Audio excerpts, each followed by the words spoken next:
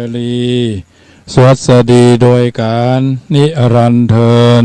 10 นิ้วกราบแนบใจไหวสาบารมีธรรม ในครูบาอาจารย์พระมหาเถรานุเถระท่านเจ้าคณะพระสังฆาธิการทุกรูปทุกตนขอความสุขความสวัสดีในธรรมะแห่งองค์สมเด็จพระสัมมาสัมพุทธเจ้าจงมีแก่บรรดาศรัทธาสาธุชนท่านผู้ฟังทั้งหลาย ที่มีโอกาสเปิดเครื่องรับฟังรายการเสียงธรรมก่อนรับตาตั้งสถานีวิทยุเพื่อการศึกษาพระพุทธศาสนาและวัฒนธรรม FM ความถี่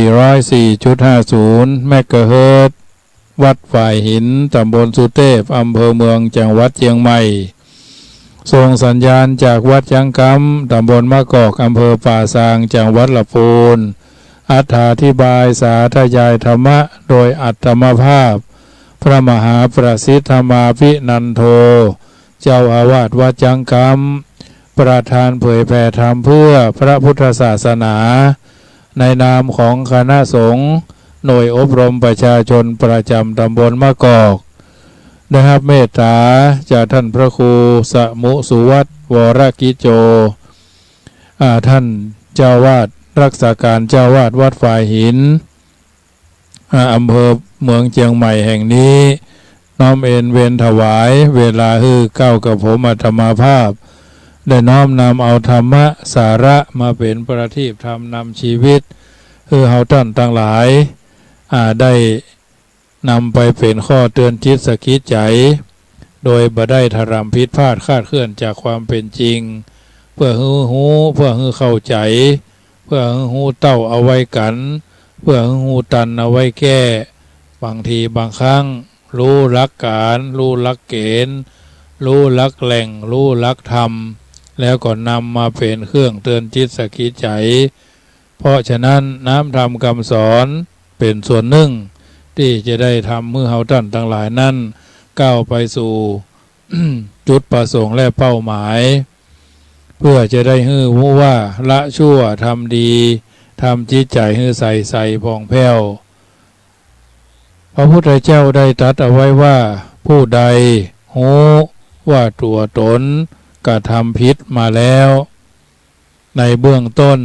ปรับปรุงเปลี่ยนแปลงตนตัวหู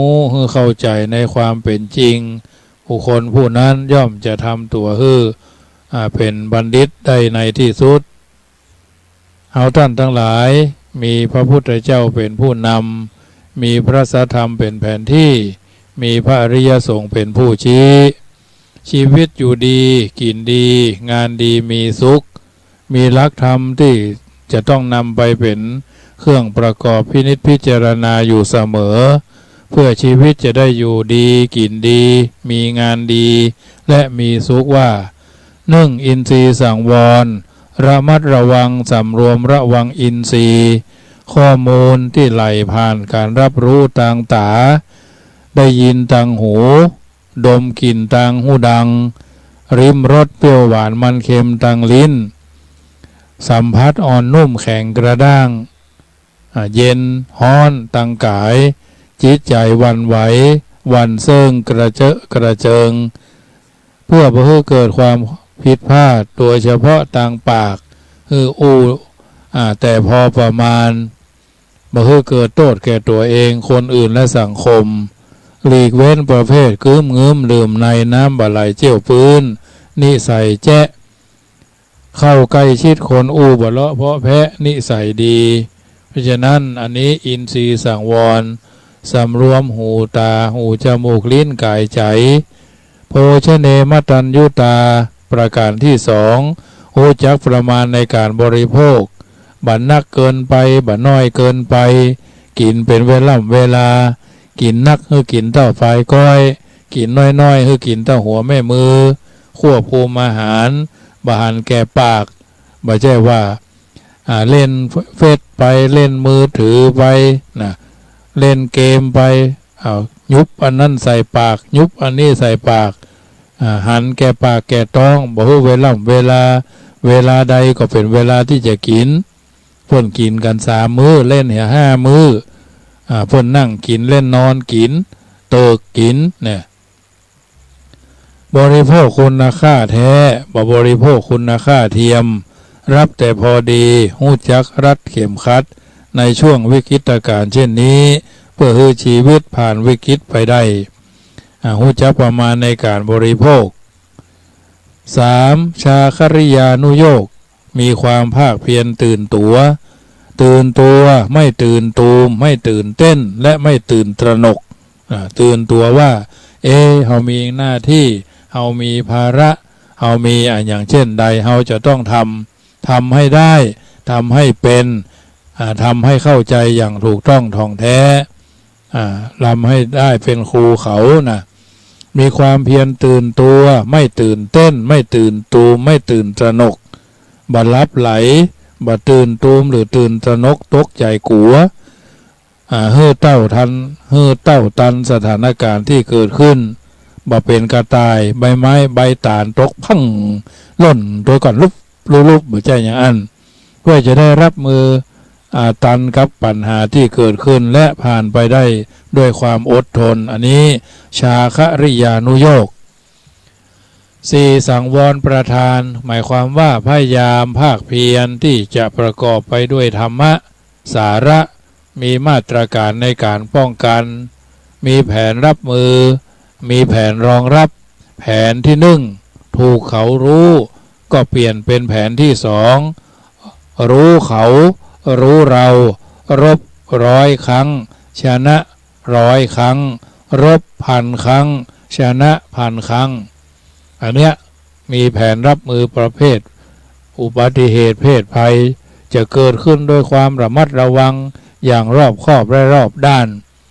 ต้องรอบคอบและก็รอบด้านไม่ใช่ว่าเล่ห์เหลี่ยมสารพัดพิษแต่ไม่ใช่แบบนั้นบ่ให้อกุศลหรือปัญหาเกิดขึ้นด้วยความไม่ประมาทนิสังวรประทาน 5. ปหานะประทานแม้มีความเตรียมการมาดีถ้าเกิดปัญหาต้องพร้อมที่จะแก้ไขอกุศลแต่หรือปัญหาที่เกิดขึ้นแล้วทันท่วงทีบ่ให้ปัญหาขยายวงกว้างออกไปจนยากที่เยียวยาแก้ไข 6. ภาวนาประทานเพื่อเตรียมการแล้วยังมีปัญหาก็ต้องแก้ไขกระบวนการเตรียมการวางแผนหรือมีปัญหาก็ต้องแก้ไขเหล่านี้มีกระบวนการของการเตรียมพร้อมอยู่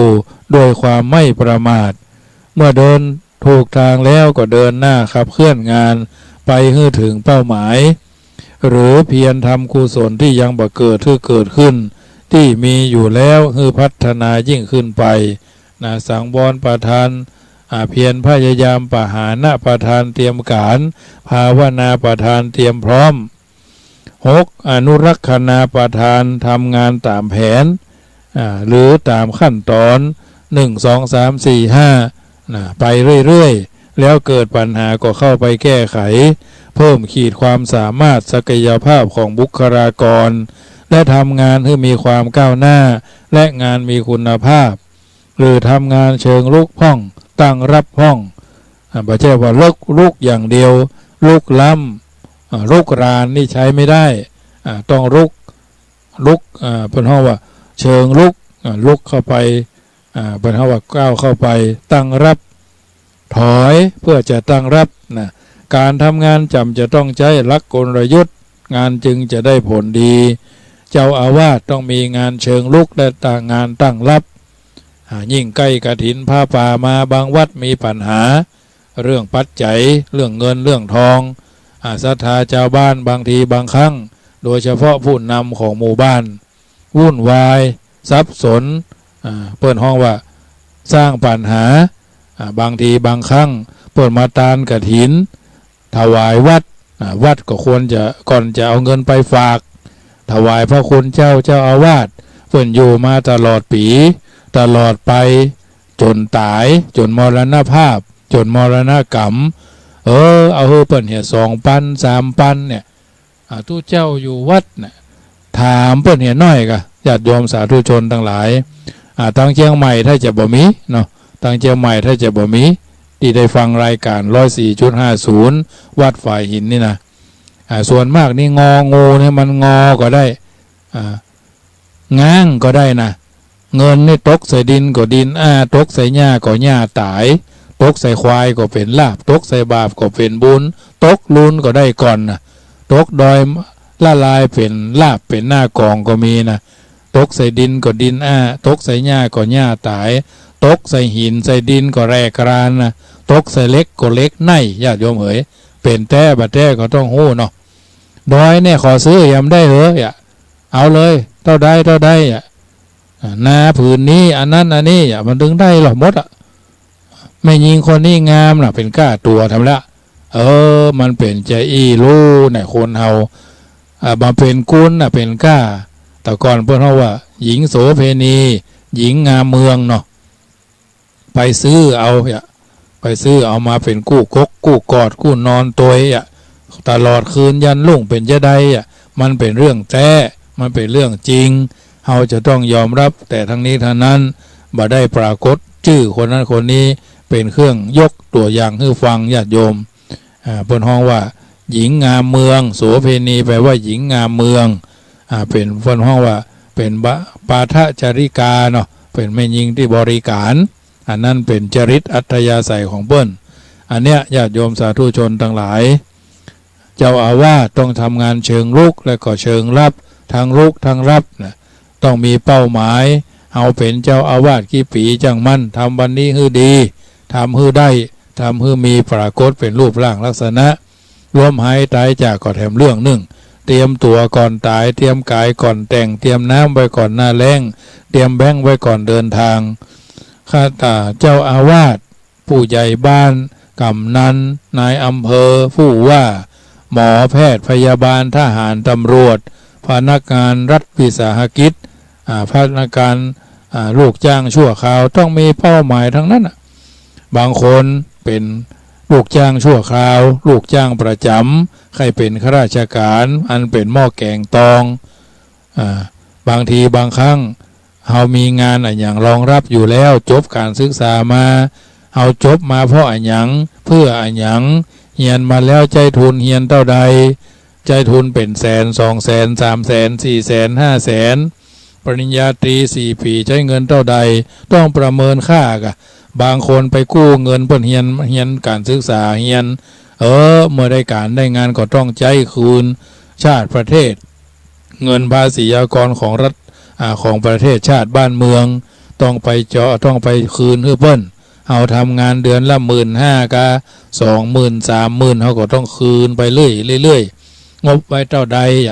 บางคนนี่ลบเลี่ยงเกียงงอนเลี่ยงไปเลี่ยงมาเนี่ย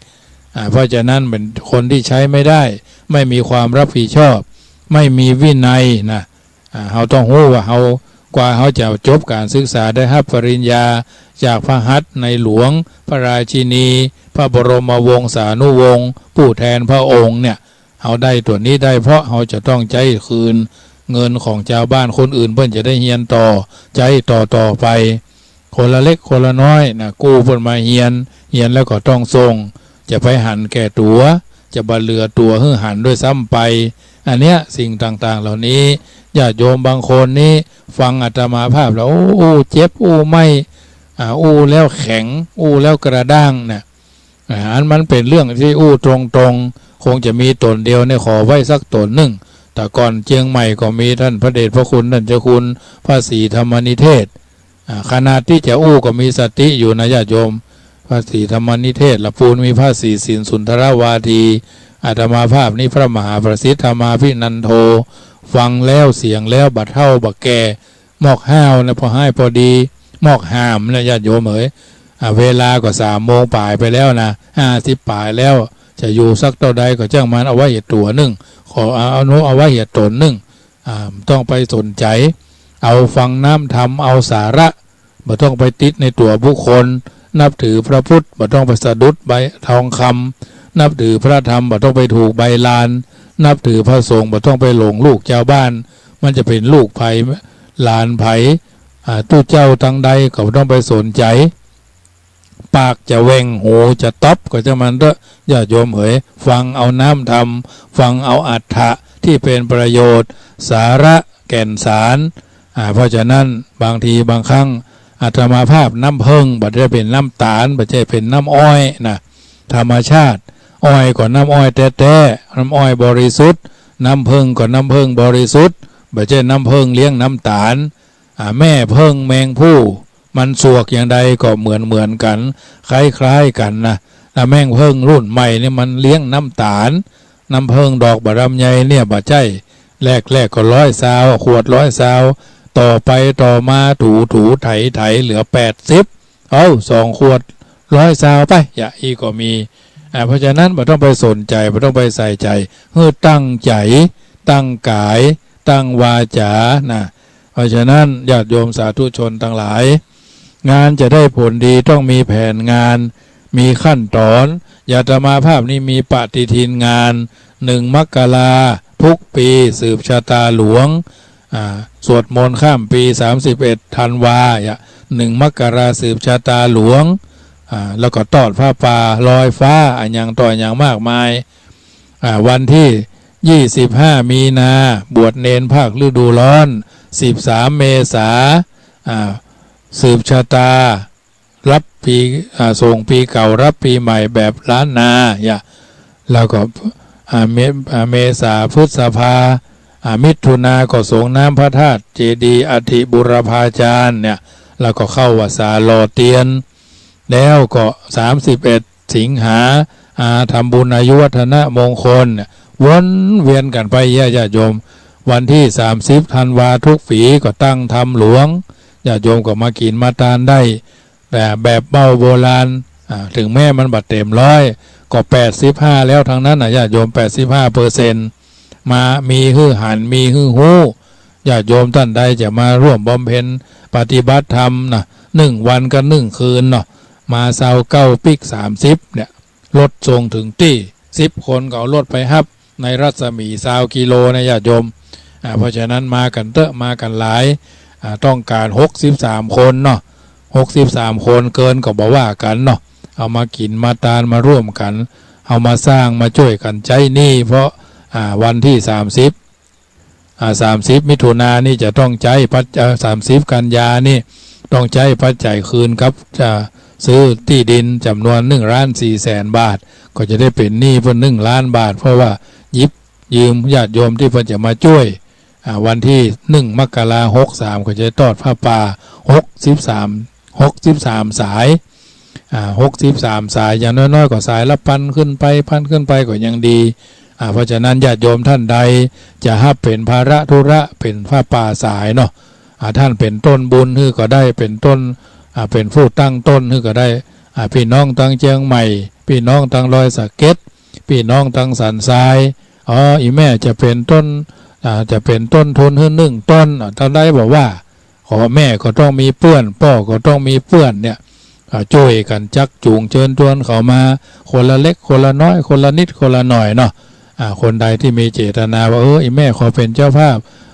สายบุญเท่าใดเขาบอกว่ากันบ่ต้องไปคำนึงถึงได้นักได้น้อยอย่างน้อยก็ญาติโยมเขามาช่วยกันสร้างดีเพื่อพระพุทธศาสนาจะได้ยืนยงคงไว้ที่จะซื้อนี่ก็ไม่ใช่เป็นที่ของอาตมาจะเป็นของวัดคณะนี้ก็เป็นชื่อของท่านคุณหญิงแม่อรุณีพอโอนกันเรียบร้อยก็จากคุณหญิงแม่อรุณีสิรินทสมบัติก็จะเป็นวัดช้างคำทันทีทันใดอาตมาบ่มีสิทธิ์ที่จะมีชื่ออยู่ในโฉนดเพราะฉะนั้นก็ถือว่าส่วนนี้เป็นส่วนหนึ่งที่จะได้ชักชวนเชิญชวนญาติโยมสาธุชนอันมาในทิศทั้ง4ช่วยกันคนละเล็กคนละน้อยคนละนิดคนละหน่อยมันผ่านไปด้วยดี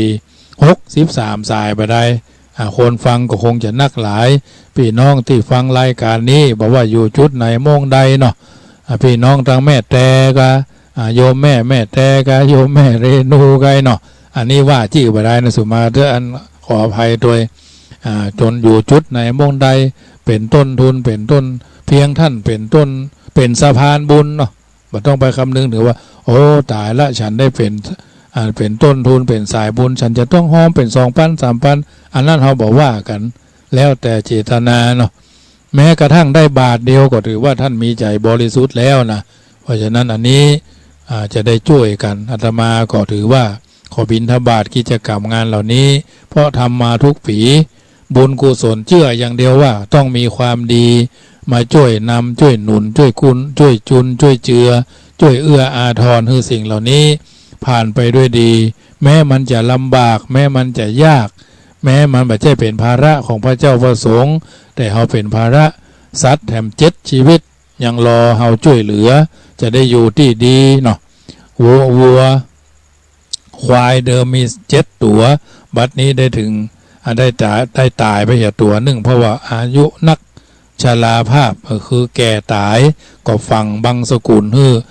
กวดน้ำญาติน้ำเมียดหมายตาเรียบร้อยนะนิมนต์พระเจ้าประสงค์ปังสกุลเรียบร้อยผ่านไปด้วยดีเมื่อวันที่5ละก็เหลือ6เหลือควาย6เหลืองัว4มี10ตัว10ชีวิตน้องงัวน้องควายก็อยู่คือเฮาท่านทั้งหลายได้จุนเจือช่วยเหลือกันไปประคับประคองกันไปวันนี้ก็ไปตัดหญ้าตัดข้าวโพดที่เพิ่นถวายโยมแม่บัวเร็วโยมแม่อัมพรพงตุ้ยพุ่นบ้านนั้นสันเหมืองเวียงหนองล่องถวายแต่ว่าก็ไป2 ลำรถลำรถปิกอัพวันนี้ก็2 ลำรถปิกอัพโม่เอาเกลือมักไว้ให้น้องควายน้องงัวกินอย่างอิ่มหนำสำราญสุขสำราญบานใจญาติโยมทำแล้วสบายญาติโยมช่วยคนช่วยวอกก็มีตัวหนึ่งสุมาเดอมาก็มี7ตัวงัวควายก็มี10นะก็ช่วยกันไปเลี้ยงกันไปเฮาลงมาออกรายการแล้วก็นอนเฝ้ากันเป็นก้องเนี่ยนอนเฝ้ากันหน้าพิพิธภัณฑ์ที่ห้องจัดรายการเนี่ยเฮาไปเตียวไปไหนมันก็เตียวโดยไปนะดมเฮาไปสะดุ้งตื่นมึนตามันก็เฮาเตื้อเฮาห้องชื่อห้องอย่างมาฟังหาเนี่ยให้ยินเสียงกะแอมกะไอเมื่อค่ำยามคืนโอ้สุนัขคือหมาเนาะเฮากินอันยังกั้มก็มันเหี่ยกั้มเนี่ยบิดขนมปังก็รู้สึกว่ามีความอบอุ่นดีเมตตาแก่สรรพสัตว์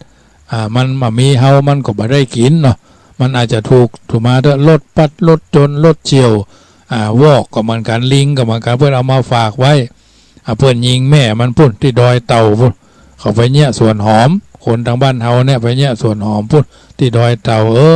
เจ้ามาแมงหมูนี่มันออกมาหิงแดดพึ่งแดดเนาะเอาลูกกินนมดูดซ้ายดูดขวา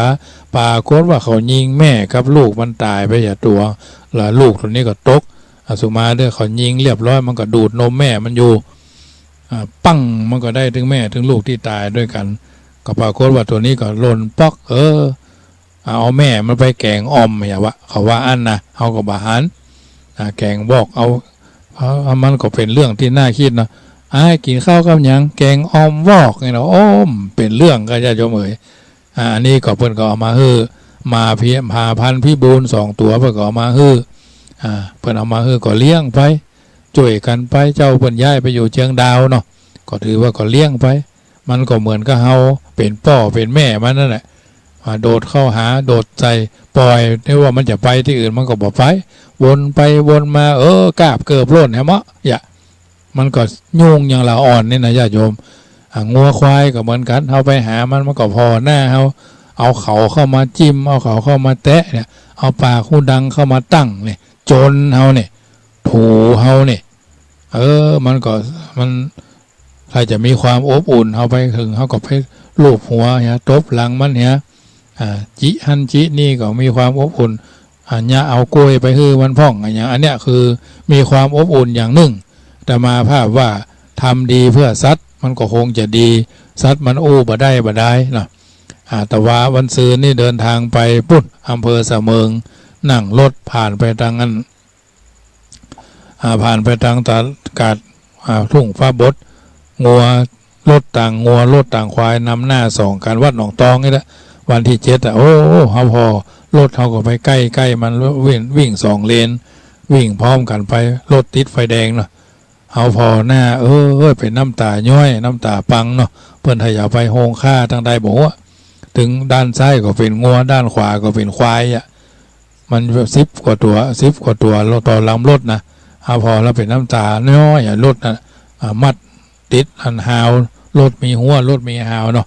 อันเนี้ยก็เป็นวัฏจักรแห่งชีวิตญาติโยมเพราะฉะนั้นอนุรักษ์ประทานรักษาคนอยู่ในกฎเกณฑ์มาตรฐานสากลงานมีคุณภาพแก้ไขรักษาคุณภาพของงานงานก็มีคุณภาพคนก็มีฝีมือรักษางานรักษาคนให้อยู่ในกฎในเกณฑ์เฮาเป็นเจ้ากฎเฮาเป็นเจ้าระเบียบเฮาเป็นเนติแบบอย่างเจ้าอาวาสก็เป็นตัวอย่างให้ลูกน้องก็พอเจ้าอาวาสเป็นตัวอย่างสวดมนต์ภาวนาศึกษาเล่าเรียนภาคเพียรปฏิบัติวันนี้ถือว่าอนุรักษณาประทาน8ประโตโคสะเสียงจากคนอื่นเสียงที่สะท้อนมาจักจูงภายนอกคือการรับฟังแนะนำกล่าวสั่งสอนเล่าเรียนหาความรู้สนทนาซักถามฟังคำบอกเล่าจักจูงของคนอื่นโดยเฉพาะการสดับรับฟังจากท่านผู้เป็นกัลยาณมิตรหรือมีมิตรดีเพื่อนดีและผู้ร่วมงานดีเป็นกัลยาณมิตรที่มีกัลยาณธรรมมีผู้รักผู้ใหญ่คอยช่วยเหลือส่งเสริมสนับสนุนมีผู้น้อยคอยพักดันคอยยกและมีคนเสมอกันประคับประคองคนจะเป็นใหญ่เพื่อว่าผู้ใหญ่ดึงผู้น้อยดันคนเสมอกันสนับสนุนนะผู้ใหญ่ดึงผู้น้อยดันคนเสมอกันสนับสนุนจึงจะเจริญก้าวหน้าตามสมควรแก่โอกาสตามจังหวะเวลาสิ่งละอันพละน้อยที่เฮาท่านทั้งหลายอยู่ในสังคมแห่งการอยู่ร่วมก็ถือว่าเฮาท่านทั้งหลายนั้นได้กำเนิดมาเป็นชาวพุทธมาพบพระพุทธศาสนากระทำบำเพ็ญสิ่งที่ดีสิ่งที่เป็นมงคลสิ่งที่เฮาท่านทั้งหลายอาจจะกระทำบำเพ็ญสิ่งต่างๆก็ถือว่าเฮาท่านทั้งหลายนั้นมีจุดยืนเป็นของตัวเก่าหายใจด้วยตัวของเฮาเองฉะนั้นถือว่าทุกคนทุกท่าน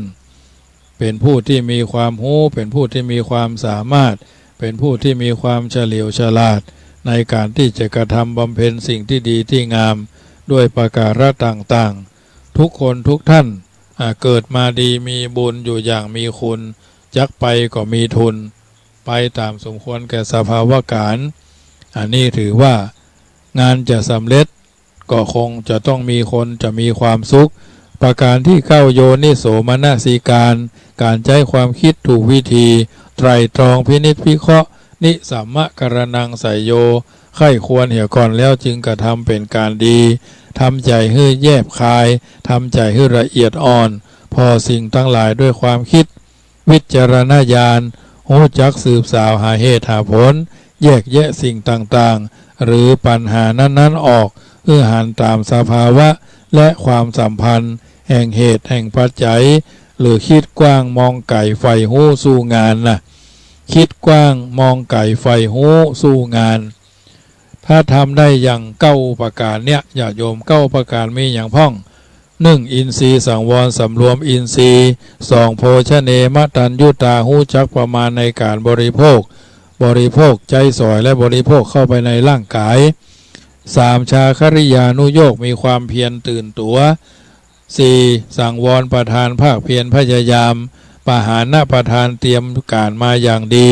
ภาวนาประทานเตรียมการแล้วยังมีปัญหาต้องแก้ไขปัญหาให้ได้7อนุรักษณาประทานทำงานตามแผน8ประโตโคสะรับฟังเสียงสะท้อนจากคนอื่น9โยนิโสมนสิการใจความคิดถูกวิธีความรู้จักคิดรู้จักคิดเป็นทำใจให้ละเอียดอ่อนถ้าทำได้อย่างนี้ทุกขั้นตอนชีวิตก็จะมีความสุขความสำเร็จด้วยการอยู่ดีเป็นอยู่แต่พอดีกินดีก็กินดีกินดีก็กินแต่พอดีงานดีมีความมั่นคงคบคนดีคนสนับสนุนส่งเสริมและไปสู่สถานที่ดีไปที่ไหนมีแต่คนต้อนรับขับสู้อยู่ก็สบายไปเขาก็กึดเติงหาชีวิตก็จะมีแต่ความเจริญรุ่งเรืองฝ่ายเดียวบ่มีความเสื่อมด้วยการอยู่ดีกินดีอย่างงานดีนะมีความสุขมีความเจริญก้าวหน้ามั่นคงในชีวิต และอาชีพหน้าที่การงานชีวิตก็จะอยู่ดีกินดีมีความสุขตลอดไปดังบทคนกรสอนใจท่านบัณฑิตท่านกล่าวเอาไว้ว่าอยู่ที่ไหนอยู่ให้เขารัก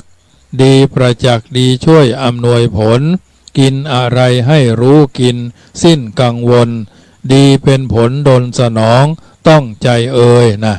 อยู่ที่ไหนอยู่ได้ให้เขารักดีประจักษ์ดีช่วยอำนวยผลกินอะไรให้รู้กินสิ้นกังวลดีเป็นผลดลสนองต้องใจเอ่ยอันเนี้ยเป็นสัจธรรมที่ญาติโยมสาธุชนต้องคิดต้องคิดต้องใช้วิจารณญาณในการที่จะก้าวไปสู่หนทางจะเกิดขึ้นก็ต่อเมื่อมีคนเดินทางได้ย่ำผ่านเพียงเพื่อมีความกล้าหาญชาญฉลาดอย่างเพียงพอที่จะเริ่มต้นเท่านั้นเพื่อการก้าวย่างและย่ำเตินไปด้วยความมุ่งมั่นและตั้งใจแม้หนทางจะยาวไกลพอบาหันฟังและเต็มไปด้วยขวากหนามมีความกันดารหรือมีภัยรุกเร้าลุมเล้าคุกคามที่จะเผชิญอยู่เฉพาะหน้าก็ตามพยายามก้าวและผ่านย่ำเดินไปด้วยความหนักแน่นและมั่นคงต่อเป้าหมายแม้ในบางเตื้อร่างกายจะอ่อนล้าอ่อนแรงโรยแรงหรือเหน็ดเหนื่อยไปพ่องแต่ใจอย่าท้อถอยหรือยอมแพ้อย่างไปง่ายๆถึงสูญเสียกำลังใจพ่องก็จะต้องหู้จักริเริ่มเสริมสร้างขึ้นมาใหม่เพื่อการเดินก้าวไปตั้งหน้าหาคำตอบต่อสู้และแก้ไขการเดินทางไปถึงวัตถุประสงค์และเป้าหมาย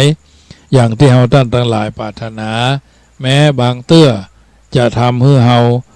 ท้อแท้เป็นบางโอกาสแม้จะเป็นเพียงก้าวย่างธรรมดาอย่างธรรมดาสามัญก็พยายามแต่ก็ตามด้วยการตัวอย่างหู้เท่าทันหู้เต้าเอาไว้กันหู้ตันเอาไว้แก้และการมีสติตามปกติธรรมดาก็จะกลายเป็นจุดพลิกผันการก้าวย่างครั้งสำคัญของชีวิตที่เกิดการเปลี่ยนแปลงชำระล้างด้านในเกิดขึ้นเพราะเมื่อมีสิ่งหนึ่งสิ่งใดได้ขาดหายไปธรรมชาติก็จะเพิ่มเติมมีสิ่งใหม่มาชดเชยอยู่เสมออันเป็นหลักธรรมดาสากลที่เที่ยงธรรมของธรรมชาติเพียงการก้าวเดินตามมรรคาเป็นปกติธรรมดาตามธรรมชาติโดยการใส่ใจหับหูเฝ้าดูและเฝ้าสังเกตอย่างใกล้ชิดและอดทนต่ออันธรรมชาติก็จะเปิดความปลื้มความลี้ลับซับซ้อนของความเป็นธรรมชาติหันเหมือนเฮาไปตามน้ำตกเฮาไปตามทะเลเฮาจะหันโขดหินเฮาจะหันดินซับซ้อนกันทับถมกันกี่ร้อยกี่พันปีมาแล้วเฮาก็หันน้ำเซาะตะลิ่งพังน้ำเซาะหินยังกร่อนเฮาเฮาหันเช่นเดียวกันอุปสรรคขวากหนามก็จะมีเฮาได้สัมผัสอยู่เป็นระยะเป็นช่วงจากความมีอยู่กลายเป็นความบ่มีรวมเป็นความเบาบางว่างเปล่าจากความว่างเปล่ากลายเป็นความเต็มบริบูรณ์จากความเต็มบริบูรณ์ไปสู่ความเบาบางว่างเปล่ากลายเป็นปรากฏการณ์ใหม่เส้นทางใหม่เกิดขึ้นเป็นร่องรอยใหม่และเป็นวิถีหรือมิติใหม่ต่างเดิมความรกชัดของการเดินไปได้สลายหายไปพร้อมกับร่องรอยใหม่ปรากฏขึ้นต้นไม้ใบหญ้าได้แหลกลานไปและสลายหายไปพร้อมกับเส้นทางใหม่บังเกิดขึ้นแม้เดินดินที่ได้ย่ำเดินบนทางเดินก็จะกลายสลายหายไปบ่ปรากฏแต่กลับปรากฏเป็นร่องรอยใหม่ได้อุบัติขึ้นปรากฏการได้หมุนเวียนเปลี่ยนไปมาอยู่อย่างนั้นมันเกิดอย่างขึ้นและมันเป็นไปได้อย่างใดกันในเมื่อเม็ดฝุ่นธุรีดินก็ปรากฏอยู่หรือมีอยู่ที่ฝ่าเท้าแล้วเม็ดฝุ่นธุลีดินได้กลับกลายหรือสูญสลายหายไปไหน แล้วร่องรอยใหม่ได้บังเกิดขึ้นได้อย่างใดและหรือเกิดขึ้นในเวลาไหนเหล่านี้คือคำถามที่ตัวมาฮือชุกคิดจึงกล่าวว่าเส้นทางใหม่ได้เกิดขึ้นแล้วบนก้าวย่างต่างเดินสาธุชนคนดีทั้งหลายทุกคนทุกท่านเฮาเป็นชาวพุทธต้องเดินเพื่อนว่าต้องเดินในวิถีพุทธในดอกบัววิถีพุทธะในดอกบัวบานสายน้ำขี้เปอะดอกบัวบานเมื่อปรากฏการณ์กระแสน้ำที่ไหลมาบ่าเกิดขึ้นก็เกิดความรู้สึกสองอย่างที่ถามที่ตัวมากล่าวคืออย่างแรกทำให้เกิดความรู้สึก ถึงสายน้ำในเชิงบวก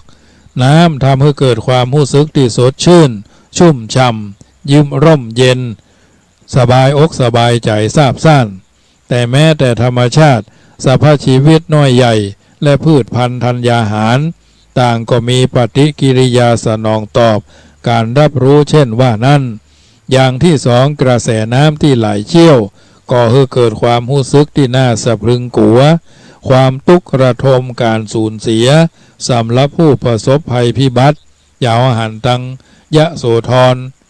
เปิ้นก็โดนน้ำท่วมอันนั้นเฮาก็หันการสูญเสียเฮาหันที่เมืองจีนไฟน้ำท่วมดินทลายถล่มควายตายคนเท่านั่งให้เนาะเนี่ยเป็นการสูญเสียสิ่งอันเป็นที่ฮักประจักษ์แก่การได้สัมผัสความทุกข์ระทมการสูญเสียสำหรับผู้ประสบภัยพิบัติทำอย่างใดเนาะผู้คนจะสามารถแปรเปลี่ยนพลิกผันสถานการณ์ที่วิกฤตให้เป็นโอกาสที่จะสามารถพัฒนาอย่างยั่งยืนได้เหมือนกับดอกบัวที่บานสะพรั่ง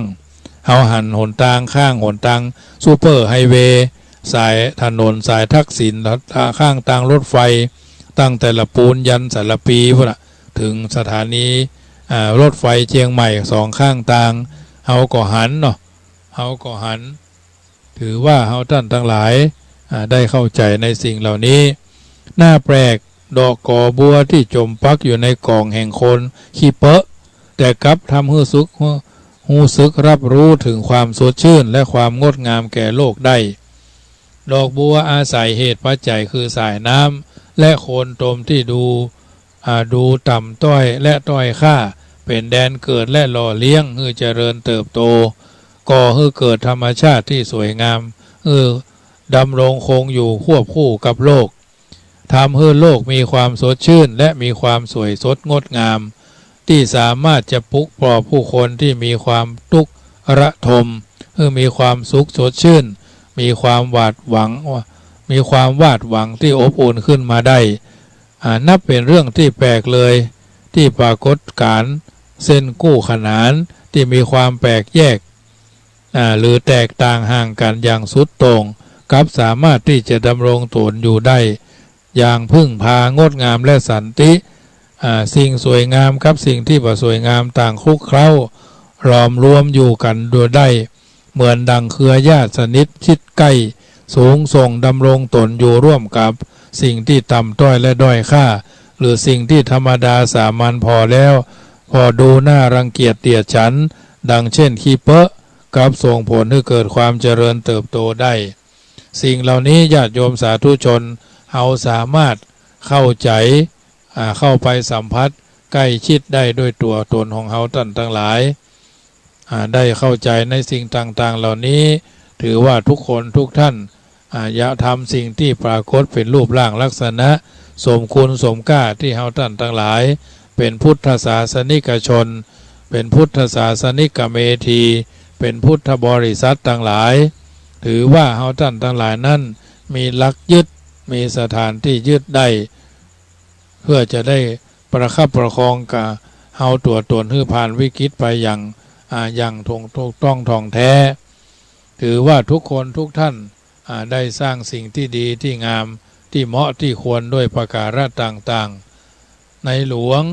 หรือพระบรมวงศานุวงศ์ก็เป็นตัวอย่างที่ดีทำให้เฮาท่านทั้งหลายสามารถเอามาเป็นตัวอย่างบรรทัดฐาน สามารถทำเมื่อท่านทั้งหลายได้เข้าใจในสิ่งต่างๆเหล่านี้และนำสิ่งต่างๆเหล่านี้มาปรับใจในการที่จะดำเนินชีวิตตนตัวเฮาท่านทั้งหลายไปตามลำดับเพราะฉะนั้นญาติโยมสาธุชนท่านผู้ฟังทั้งหลายเรื่องของใจสำคัญมากพระพุทธเจ้าจึงตรัสว่าสัพพะปาปัสสะอาการนังกุสรสูปสัมปทาสจิตตปริโยทะปันนังเรื่องของใจเป็นเรื่องใจที่บริสุทธิ์จิตใจที่บริสุทธิ์เป็นเรื่องสำคัญนักสำหรับทุกคนใจดีได้ไหวพระพุทธใจบริสุทธิ์ได้ไหวพระธรรมใจบ่มืดบ่มัวบ่ดำได้ไหวพระอริยสงฆ์เพราะฉะนั้นเรื่องของใจเป็นเรื่องสำคัญมากเพราะทุกอย่างสำเร็จได้ด้วยใจโบราณบัณฑิตท่านจึงกล่าวว่าใจเป็นนายร่างกายเป็นบ่าวใจคือนายกายเป็นบ่าวปราชญ์กล่าวไว้ใจเป็นใหญ่เป็นประธานงานทุกอย่างใจเป็นผู้เนรมิตนำทิศทางทุกสิ่งสร้างร้ายหรือดีอยู่ที่ใจเฮาปฏิเสธบ่ได้ญาติโยมท่านผู้ฟังความสำเร็จหรือความล้มเหลวที่เกิดขึ้นในชีวิตของเฮาแต่ละท่านมีมาจากใจคือความกึศของเฮานี่เองหรือความคิดกึศดีอู้ดีทำดีก็ทำให้ประสบความสำเร็จในกิจการงานที่ทำกุศลกรรมที่สร้างกึศบดีอู้บดีทำบดีก็ทำให้ประสบความล้มเหลวทุกสิ่งทุกประการเพราะฉะนั้นเพียงแค่คิดก็สำเร็จแล้วจึงเป็นข้อบ่งชี้ที่เป็นสัจจะของใจว่าใจอัศจรรย์นักใจมีอานุภาพมักบรรดาฤทธิ์ทั้งหลายในโลกนี้สู้ฤทธิ์ของใจบ่ได้ดังจะหันได้ว่าเฮาคิดถึงไผทรงใจไปหาไผเฮาฮักคนไหนเฮาจังคนไหนเฮาบ่ชอบคนไหนเฮามีความเคารพนบนอบคนไหนรูปไหนองค์ไหนเฮาก็ทรงใจทรงจิตไปหาท่านคนนั้นผู้คนคนนั้นหญิงคนนั้นบุรุษคนนั้นท่านคนนั้นแม่คนนี้พ่อคนนั้นถือว่าเฮาท่านทั้งหลายมีจิตใจที่มีฤทธิ์มากบังคับบัญชาให้เฮาได้เพิ่นบอกว่าหากใจคิดว่าทำไม่ได้แค่เอื้อมมือไปเด็ดใบไม้สักใบก็ยังยากแต่หากใจคิดว่าทำได้แม้งานจะนักเข็นคกขึ้นภูเขาก็ยังทำได้ขุดภูเขาถมทะเลก็ยังทำสำเร็จได้จึงได้ชื่อว่าสำเร็จเมื่อคิดสำเร็จเมื่อพยายามนะสำเร็จเมื่อคิดสำเร็จเมื่อพยายามเพราะฉะนั้นสาธุชนคนดีทั้งหลายท่านจึงกล่าวว่าภูเขาแข็งแกร่งกาจขนาดหนักถ้าใจรักเสียอย่างก็พังไหวอุปสรรคหนักหนากว่าฟ้าใดใหญ่เท่าใหญ่ยังเป็นรองสมองคนความสำเร็จที่เกิดแก่คนเฮานั้นอยู่บ่ไกลเลยถ้าใจกึศไขว่คว้าขอเพียงอย่ายอมแพ้แค่นั้นเองความสำเร็จอยู่ทางหน้าพยายามทุกความพยายามอาจบ่ได้มาซึ่งความสำเร็จแม้ทุกความสำเร็จล้วนได้มาจากความพยายามความสำเร็จอยู่ที่ไหนจงมั่นใจเถอะว่าพยายามอยู่ที่หั่นเคียงคู่กันเสมอมีคำกล่าวว่าคนทำงานถ้าทำด้วยจิตวิญญาณของนักทำงานอย่างแท้จริงก็คือตั้งใจจะนอนฝันขยันจนขาขยเยงเก่งจนคนขยาดฉลาดจนคนขยงตั้งใจจะนอนฝันตั้งใจจนนอนฝันขยันจนขาขยเยงเก่งจนคนขยาดฉลาดจนคนขยงคือพลังแห่งความสำเร็จอันว่าความสำเร็จจึงอยู่ที่ความคิดและความพยายามดังกล่าวว่าสำเร็จเมื่อคิดสำเร็จเมื่อเพียรพยายามดังเรื่องความคิดของลุงโง่ย้ายภูเขาท่านเล่าว่าบ้านของลุงโง่แกอยู่บนหลังเขาเวลาจะเข้าเมืองเตื้อลุงโง่ต้องอ้อมเขาไกลแสนเท่าใดก็บ่อยากจะเดินอ้อมก็ต้องปีนเขาไต่เขา ซึ่งแม้ใกล้ก็เหนื่อยกว่าแม้ซึ่งแม้ใกล้ก็แต่เหนื่อยยังชราป่านนั้นและการปีนป่ายเขาเท่าชราอาจจะตกลงมาถึงแก่ชีวิตก็ได้แกจึงกึศจะย้ายภูเขาที่ขวางทางระหว่างเมืองกับบ้านของแกออกไปให้พ้นต่างลุงโง่เลยจักจวนลูกหลานบริวารญาติมิตรคนในบ้านตึงมดมารวมกันด้วยกันตุบภูเขาวันละนิดวันละหน่อยลุงโง่และลูกหลานทำอยู่อย่างนั้นวันละนิดวันละหน่อยถึงวันหนึ่งมีคนเดินทางมาปะครอบครัวลุงแล้วก็ไข้หัวใส่เยาะเย้ยใส่เปิ้นนะว่าโอ้ยน่าสมเพชเมตนาลุงแกเสียเหลือเกินแล้วเยาะเย้ยว่าลุงโง่แกนี่โง่สมชื่อนะบ้าสมชื่อจังเลยก็ปากันมาย้ายภูเขาอย่างยะมันบัดใจก้าลุงก็เลยว่าปรากฏว่าทำอย่างนั้นแล้วก็ตอบว่าจ้างมันเตอะสหายเหยถึงอย่างใดภูเขาลูกเนี่ยก็จะบ่มีวันงอกขึ้นมาแถมอย่างแน่นอนแต่ตัวข้าสิถึงข้าจะล้มหายตายจากลูกข้าหลานข้าก็ยังมีเมื่อลูกข้าหลานข้าก็มาแทนหมู่ข้านี่บ่มีวันหมดมีแต่จะเพิ่มขึ้นเรื่อยๆถ้าหมู่เขายังพยายามขนหินกันอยู่อย่างนี้สักวันหนึ่งภูเขาลูกเนี้ยต้องหมดไปอย่างแน่นอน โอ้โหคำตอบของลุงนับว่าโง่นับว่าบ่โง่เลยภูเขามันบ่งอกคำว่าภูเขาบ่งอกแต่โคนงอกได้เปิ้นจึงข่าวคำกรสอนใจว่าเพียงกล้าคิดกล้าไต่บันไดฝันเพียงมุ่งมั่นแม้รันทดไม่ถดถอยเพียงเรียนรู้ฝึกฝนอดทนคอยก็จะค่อยแกร่งกล้าแล้วคว้าชัยอันในเรื่องของความคิดและจิตใจนี้ญาติโยมสาธุชนท่านผู้ฟังทั้งหลายความคิดและจิตใจจึงเป็นเรื่องสำคัญและยิ่งใหญ่มากกายเป็นเสมือนเงาสะท้อนของใจของเฮานั้นบ่ต่างกันอย่างกับห้องที่ว่างเปล่าเมื่อเฮาใส่อย่างเข้าไปในห้องที่ว่างเปล่านั้นมันก็จะเป็นไปตามที่เฮาใส่น้ำเข้าไปก็เป็นห้องน้ำเฮาใส่พระพุทธรูปเข้าไปก็เป็นห้องพระเฮาใส่เครื่องปรุงอาหารก็เป็นห้องครัวเฮาใส่เครื่องนอนเข้าไปก็เป็นห้องนอนใส่ชุดรับแขกเข้าไปก็เป็นห้องรับแขกใส่บุคคลสำคัญเข้าไปก็เป็นห้อง VIP เพราะฉะนั้นห้องแห่งหัวใจของเฮาทุกคนก็เช่นเดียวกันบัดต่างกันอย่างกับห้องว่างเปล่านั่นเลยทุกครั้งที่เฮาบรรจุอันยังเข้าไปในใจของเฮาก็จะเปลี่ยนไปทันทีดังที่บัณฑิตเพิ่นบอกว่าความเมตตาเข้าไปก็เป็นคนใจดีใส่ธรรมะเข้าไปก็เป็นคนใจบุญใส่ความโกรธเกลียดเครียดแค้นเข้าไปก็เป็นคนใจฮ้อนใส่ความเลวเข้าไปก็เป็นคนใจซามใส่ความกลัวเข้าไปก็เป็นคนใจเซาะใส่ความเป็นนักสู้เข้าไปก็เป็นคนใจสู้ใส่ความขาดสติเข้าไปก็เป็นคนใจลอยใจดีใจบุญใจฮ้อนใจซามใจเซาะใจสู้ใจดีมีเมตตาใจบุญมีธรรมะใจฮ้อนมีความโกรธใจซามมีความเลวใจเซาะมีความกลัวใจสู้เป็นนักต่อสู้ใจลอยเป็นคนขาดสติคิดเอาเนอะว่าเขาจะเป็นเช่นใดพระพุทธเจ้าจึงตรัสว่าจิตเตนะนิยติโลโกโลกหมุนไปตามใจสั่งการ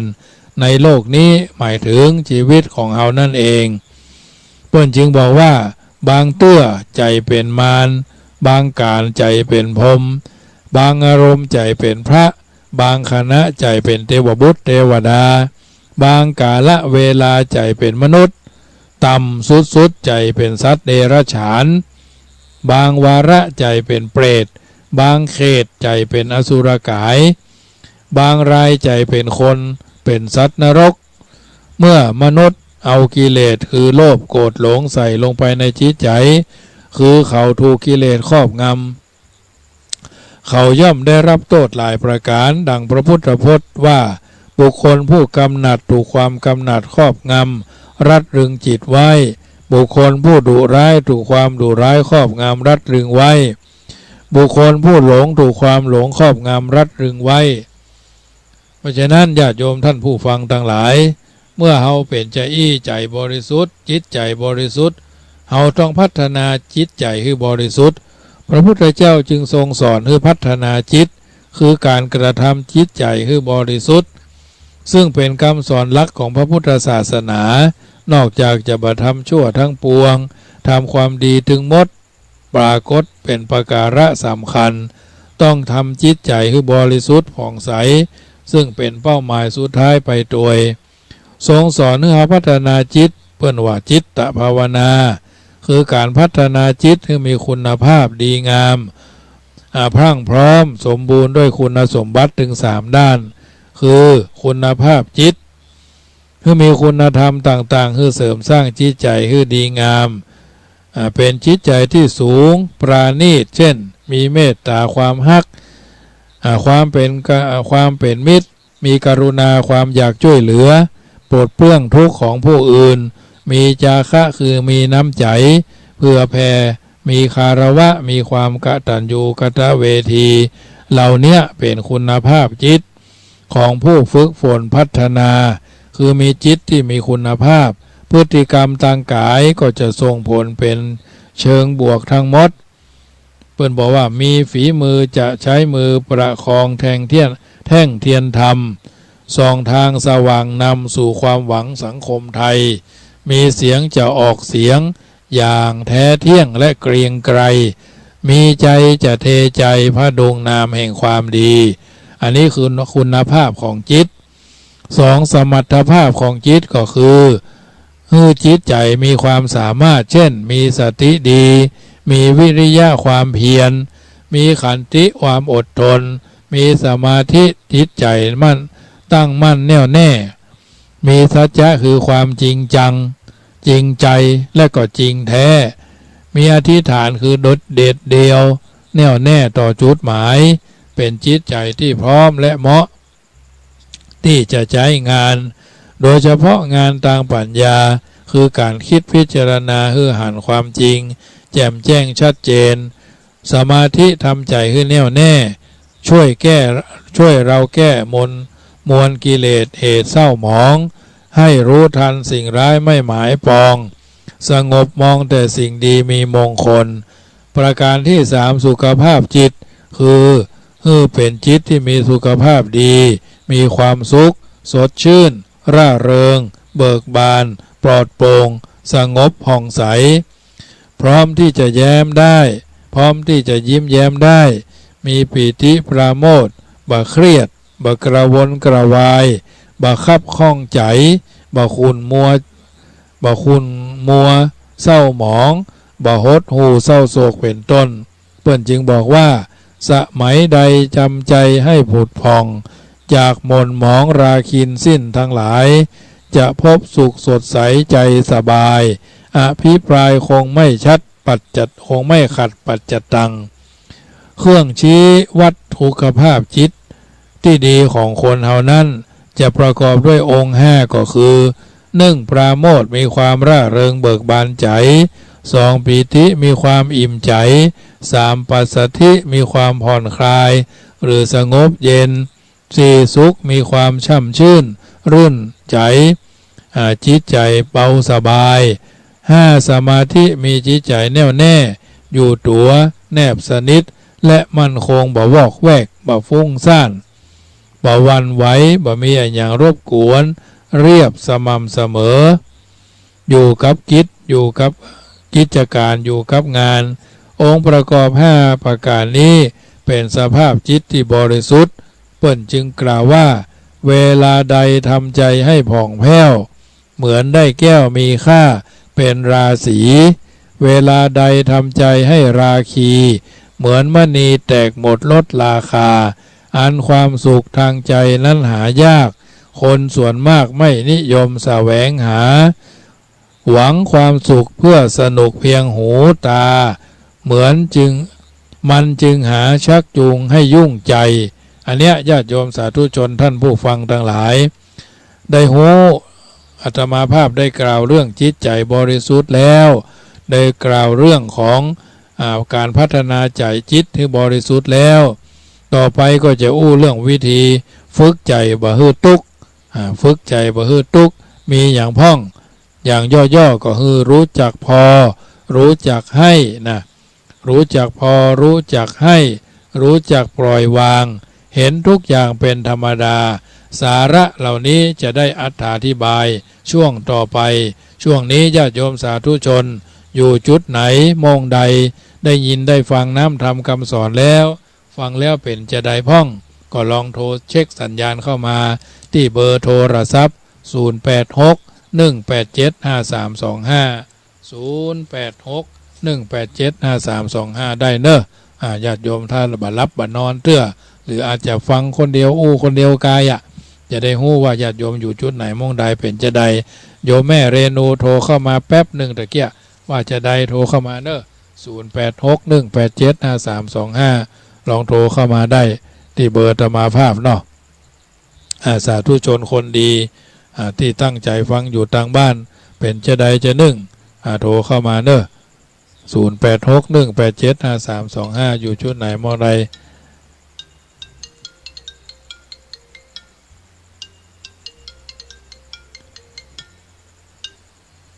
แม่เรนูก้อนแก้วฟังอยู่เนาะ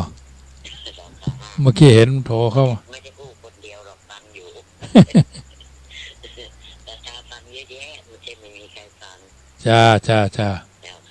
โมทนาแม่เรนูก้อนแก้วสายที่หนึ่งสายที่สอง1163เราไผ่นี่เจริญพรจากไหนเอ่ยแม่อย่างนี้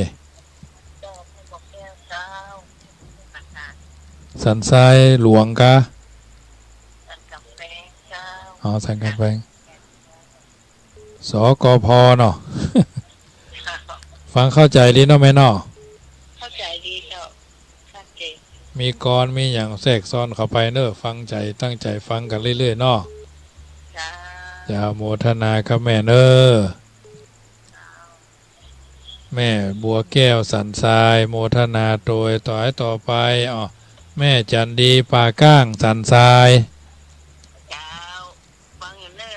แม่จันดีฟังชัดเจนฝนตกกันนะพุ่นสันทรายก็มอกม่วนเนี่ยแม่อีเก๋ก็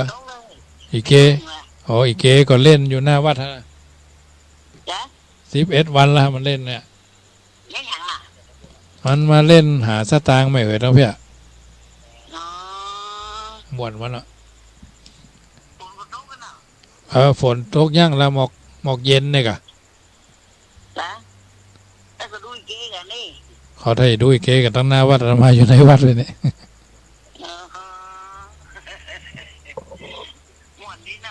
ม่วนดีโมทนาก็แม่จันดีเนอะโมทนาเจริญพรแม่อุ้ยอุ่นแปลงหลวงเจ้าอาจารย์เจ้าได้ฮับสตางค์ตะวาแล้วเนอะได้ฮับแล้วรอเจ้าลูกเบาเอาหนังสือมาให้น่ะ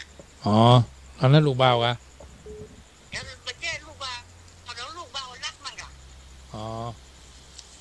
แต่ว่ามันมาเนี่ยมาตั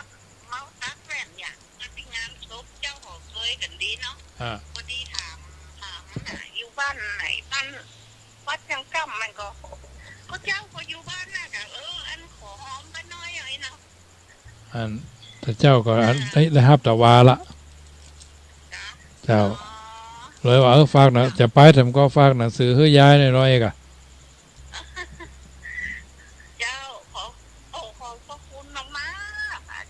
เจ้าตั้งใจฟังเนอะถ้ามีจะได้ก็พระนาเจ้าจะถ้าวันมาแหลมก็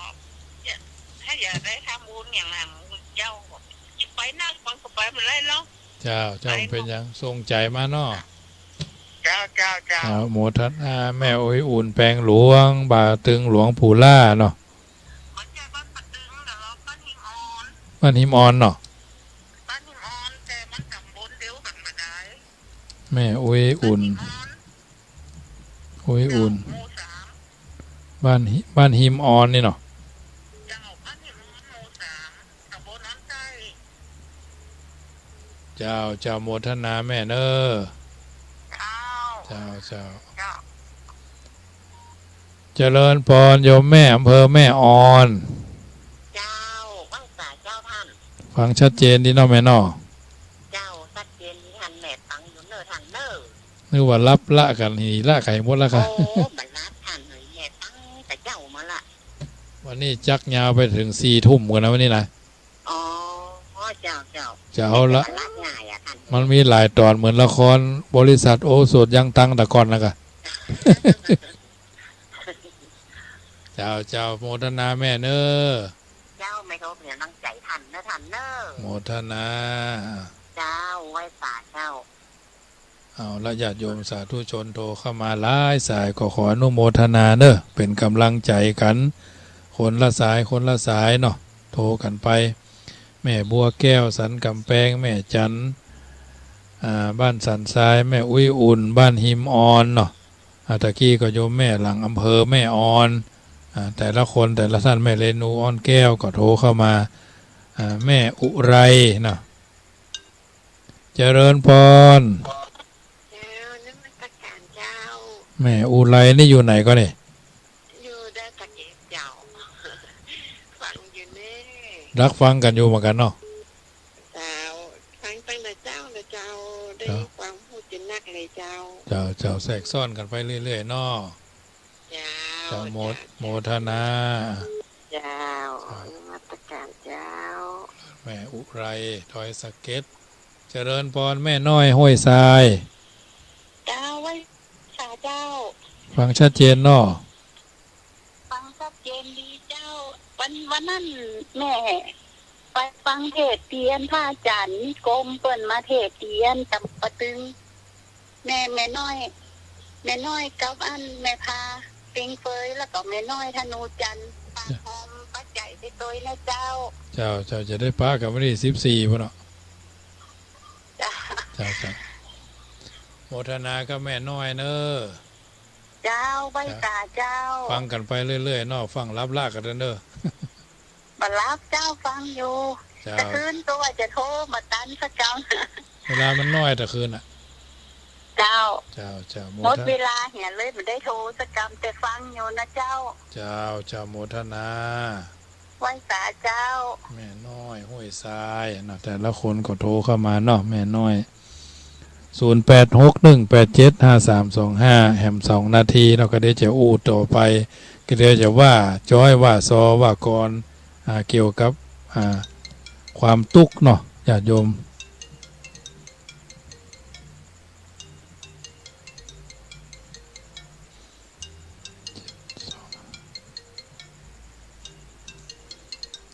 เจริญพรติดแล้วเนอว่าสาเจ้าทำมหาอันนี้ไผ่นี่แม่น้อยห้วยทรายจากกระแพงเจ้าโอ้อันนี้ก็แม่น้อยห้วยทรายกันเจ้าอันนี้เน้นบ้านสันข้าวแคบกลางเจ้าสันข้าวแคบกลางฟังชัดเจนนะแม่เนาะชัดเจนดีเจ้าฟังเข้าใจดีเจ้าเพราะว่าวันนั้นแม่ไปทำบุญฟังเทศที่วัดปะตึงท่านอาจารย์พระครูบรรยงไปเทศนะเจ้าพระครูอภิวัตรปัจจัยข้าอาจารย์บรรยงไปที่ท่านนะเจ้าคงจะป้ากันวันที่14คงจะป้ากันวันที่14พุ่นเนาะเจ้าฟังเข้าใจดีพระอาจารย์ตั้งใจฟังไปเนอฟังรับลากกันเตื้อ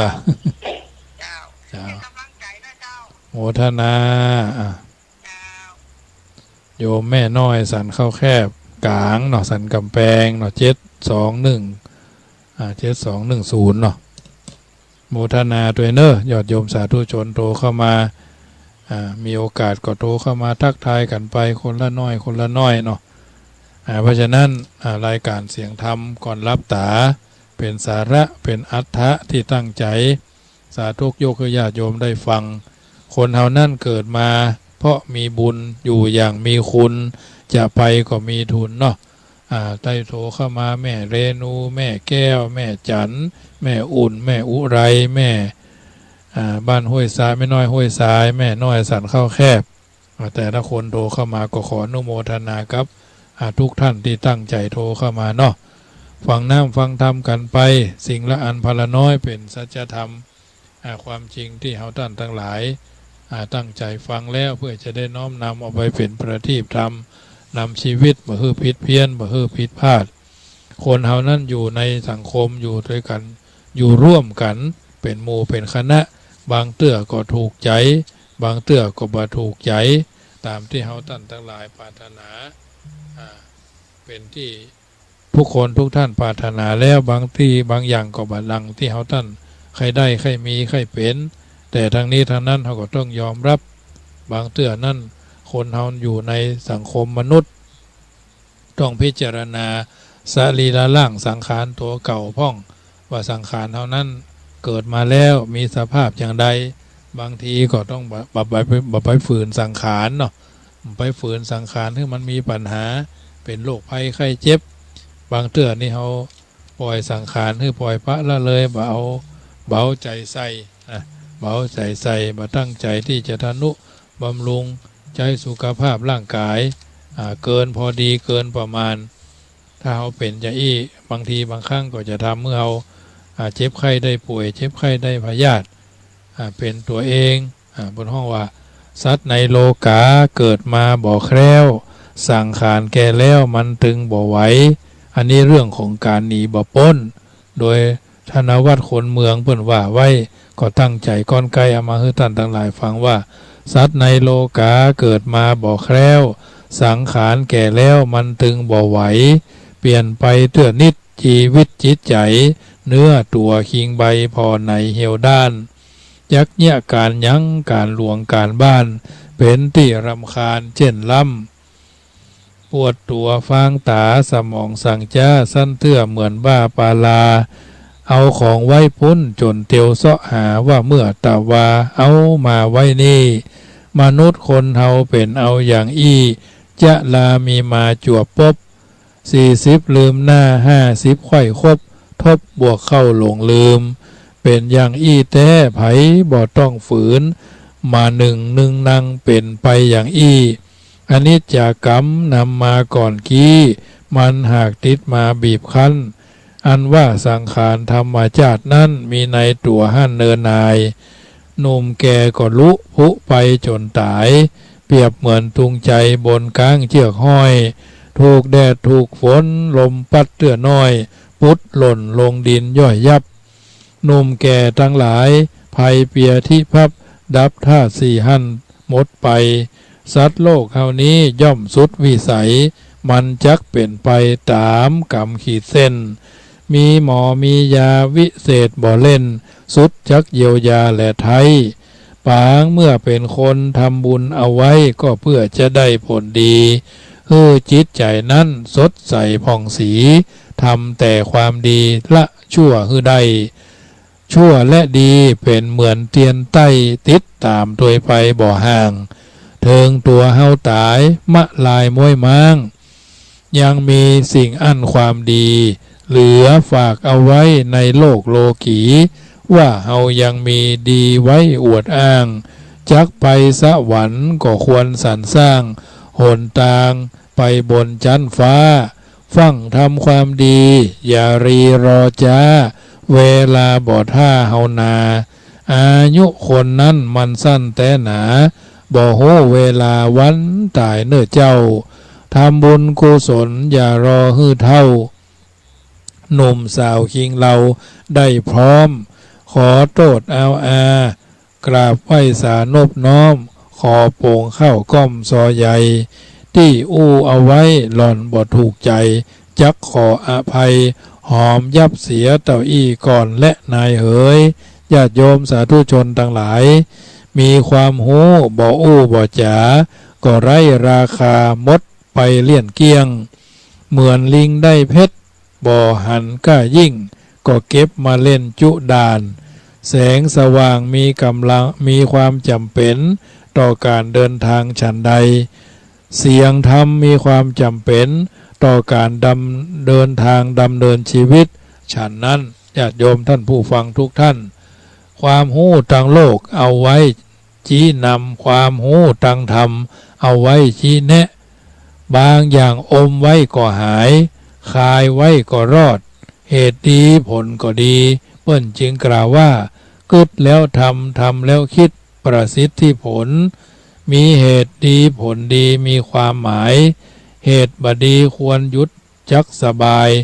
หากงมงายทำไปใจระทมการพัฒนาดีเลิศประเสริฐยิ่งหากทำอิงเหตุผลอันเหมาะมั่นหันว่าดีกว่าเสียรีบทำกัน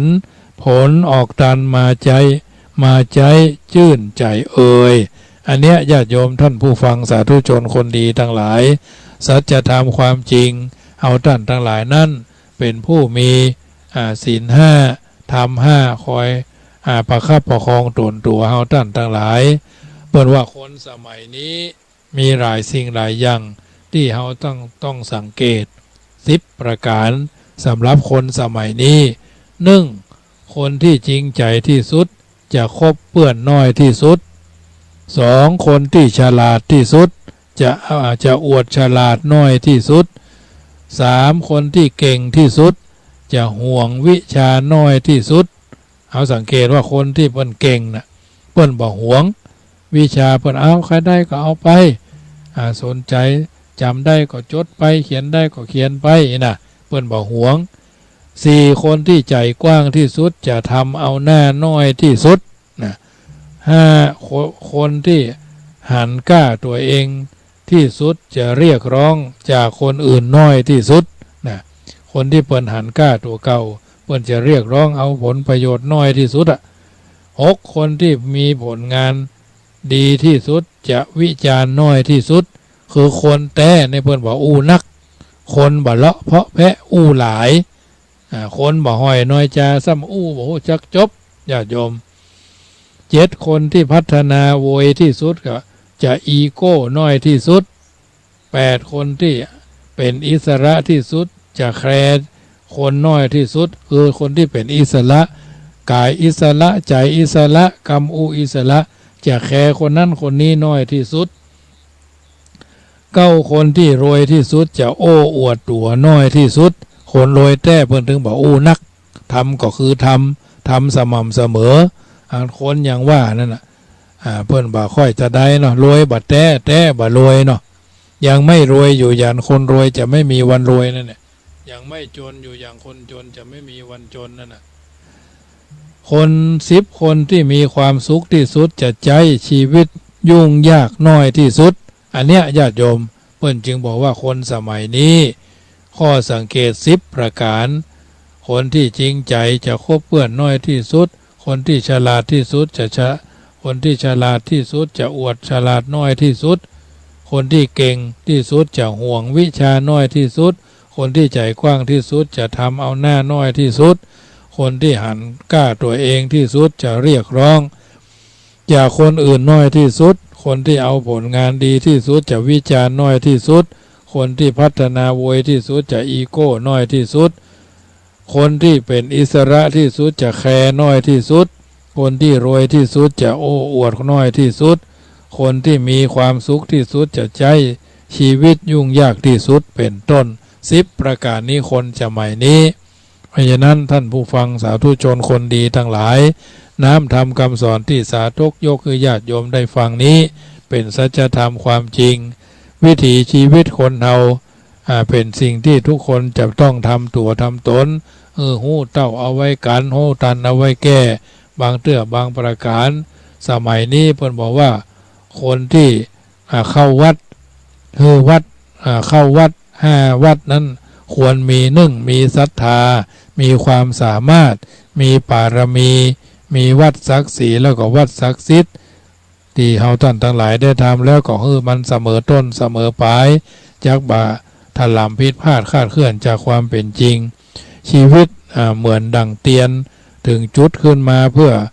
รอวันดับชีวิตเอาเกิดมาคนเดียวก็ไปคนเดียวบางเตื้อบางประการนั่นชีวิตเท่านี้เพิ่นบอกว่าสิ่งกำหนดหมายสิ่งกำหนดหมายบ่ได้5ประการ1ชีวิตทุกคนบอกฮู้ว่าอาจจะยาวหรือจะสั้นหรือจะเสื่อมหรือจะเจริญดังคำเพิ่นบอกว่าชีวิตวันนี้รุ่งพรุ่งนี้ร่วงดวงไม่แน่วันนี้แย่พรุ่งนี้ยังกลับดังได้วันนี้ดังพรุ่งนี้ดับกลับเปลี่ยนไปโปรดจำไว้ทุกชีวิตอนิจจังสุนทรภู่เพิ่นจึงบอกว่าอนิจจังสังขารมันไม่เที่ยงเกิดเท่าไรตายเกลี้ยงไม่เหลือหรอพวกเรานั่งอยู่นี่ไม่รีรอสุดท้ายก็ต้องตายไปเหมือนกันอันนี้เรื่องชีวิตคือความเป็นอยู่2พยาธิความเจ็บไข้บ่มีการบอกล่วงหน้าว่าจะเจ็บอันหยังเจ็บท้องเจ็บหัวเจ็บแข้งเจ็บขาเจ็บท้องเจ็บไส้เจ็บหั่นเจ็บนี่หน่อยเจ็บบนเจ็บลุ่มด้วยโรคใดนิมิตหมายได้เลยคำประพันธ์เพิ่นจึงสอนใจว่าอนิจจังสังขารนั้นยากไร้เดี๋ยวเจ็บปวดป่วยไข้ไปทุกทีตาหูคอจมูกปากลำบากสิ้นดีบ้างก็มีโรคเรื้อรังโอ้สังขารทั้งตับปอดทั้งโรคปอดตับไตไส้ใหญ่น้อยโรคนอนคอยโรคอัมพาตโรคเบาหวานโรคปวดข้อเท้าเข่าทุกอาการโรคดีซ่านโรคดีแตกแปลกสิ้นดีดังนั้นบ่มีโรคภัยสบายอโรคายาปะระมาราภาความบ่มีโรคเป็นลาภอันประเสริฐอันเนี้ยญาติโยมสาธุชนท่านผู้ฟังทั้งหลายต้องคิดให้ยาวต้องสาวให้กว้างพบผลทางแห่งความสว่างไสว3กาละคือเวลาตายตะกี้ชีวิตคือความเป็นอยู่พยาธิคือความเจ็บไข้3กาละคือเวลาตายมีไผสักคนที่จะฮู้ว่าจะตายเวลาไหนเมื่อเจ้าเมื่อขวายเมื่องายเมื่อบ่ายเมื่อค่ำนึกดึงค่ำคืนหรือยังใดจะตายวันไหนใน7วันนั่นก็บ่ฮู้จะตายในวันไหนใน7วันดังกรรมว่าเห็นหน้าอยู่เมื่อเช้าสายตายสายอยู่สุขสบายบ่ายม้วยบ่ายสดชื่นและรื่นรวยเย็นดับชีพแฮเย็นอยู่หยอกลูกด้วยค่ำม้วยอาสันฉะนั้นคนเฮาตายได้ทุกวินาทีทุกนาทีทุกเวลาทุกวันดังคำประพันธ์บัณฑิตท่านกล่าวว่าอันความตายชายนารีหนีไม่พ้นจะมีหรือจนก็ต้องตายวายเป็นผีถึงแสนรักก็ต้องร้างห่างกันทีไม่มีวันนี้ไม่วันนี้ก็วันหน้าเถิดหนาเรามีเงินทองกองร้นพ้นภูเขาจะซื้อเอาชีวิตไว้ก็ไร้ผลอันความตายหมายทั่วทุกตัวตนติดสินบนเท่าไรชื่นไม่คือชีพไม่คืนอันนี้คือกาละคือเวลาตาย4เทหะนิเขปนังจะนอนตายทอดร่างตรงไหนก็บ่ฮู้ดังคำกล่าวว่าจะนอนทอดร่างลงที่ตรงไหนที่ตึกใหญ่โรงพยาบาลที่บ้านนั้นในรถในป่าในคูคลองหนองบึงกันไม่มีวันรู้ได้สักคนเดียวจะนอนทอดร่างลงที่ตรงไหนที่ตึกใหญ่โรงพยาบาลที่บ้านนั้นในรถในป่าในคูคลองหนองบึงกันไม่มีวันรู้ได้สักคนเดียวอันนี้คือสถานที่นอนตายบ่ฮู้5คติคือตายแล้วจะไปเกิดภพ ภูมิใดตั้งไหนตั้งใกล้ตั้งไกลโลกนี้โลกหน้าบ่มีไผฮู้สักคนญาติโยมเปิ้นจึงบอกว่าจิตเศร้าหมองไปทุกขติไปทุกขติจิตสดใสไปสวรรค์จะชั่วดีมีกรรมเครื่องจำแนกให้ครบแตกต่างกันไปทั้งชายหญิงใครทำชั่วได้ชั่วมัวหมองจริงดำดียิ่งได้ดีทวีคูณเป็นมนุษย์จักตายจะตายให้ประเสริฐตายแล้วเกิดเกิดแล้วตายไม่มีศูนย์เป็นมนุษย์เทพพรหมนิยมเกื้อกูลเกิดอาดูลเปรตนรกสัตว์เดรัจฉานสรุปแล้วทุกชีวิตเกิดมาในโลกใบนี้บ่มีไผฮู้ได้ว่าจะมีอายุสั้นอายุยาวแค่ไหนเพียงใดจะเจ็บจะป่วยด้วยโรคอันหยังจะตายเวลาไหนจะนอนทอดล่างวางลงทับถมบนแผ่นดินที่ไหนเมื่อใดเมื่อคืนเมื่อวันเมื่อหรือตายแล้วจะไปเกิดในภพภูมิใดจึงควรพิจารณาเสมอว่าสังขารสดสวยต้องหมั่นคัดสีคนจะดีต้องหมั่นศึกษาธรรมะและปฏิบัติธรรมอันคนดีอยู่ไหนไผก็ฮักจากเขาก็ต้องอะไรตายเขาก็คือเติงหาเปรียบดังที่ตายแล้วเหมือนบ่ตายจึงควรฝากคุณงามความดีเสมอว่าชีวิตนี้น้อยนักอย่าชักช้าเร่งรีบหาทำความดีทวีกุศลมัวผลัดวันประกันพรุ่งยุ่งยากตนเกิดเป็นคนไร้ความดีนี้น่าอายและผู้อยู่เบื้องหลังคนที่ผ่านเฮาไปก็คือเฮาไปก่อนเสมอว่าจะเดินตามทางคนดีที่อยู่หน้ามือที่เลี้ยงเรามาจงช่วยเผา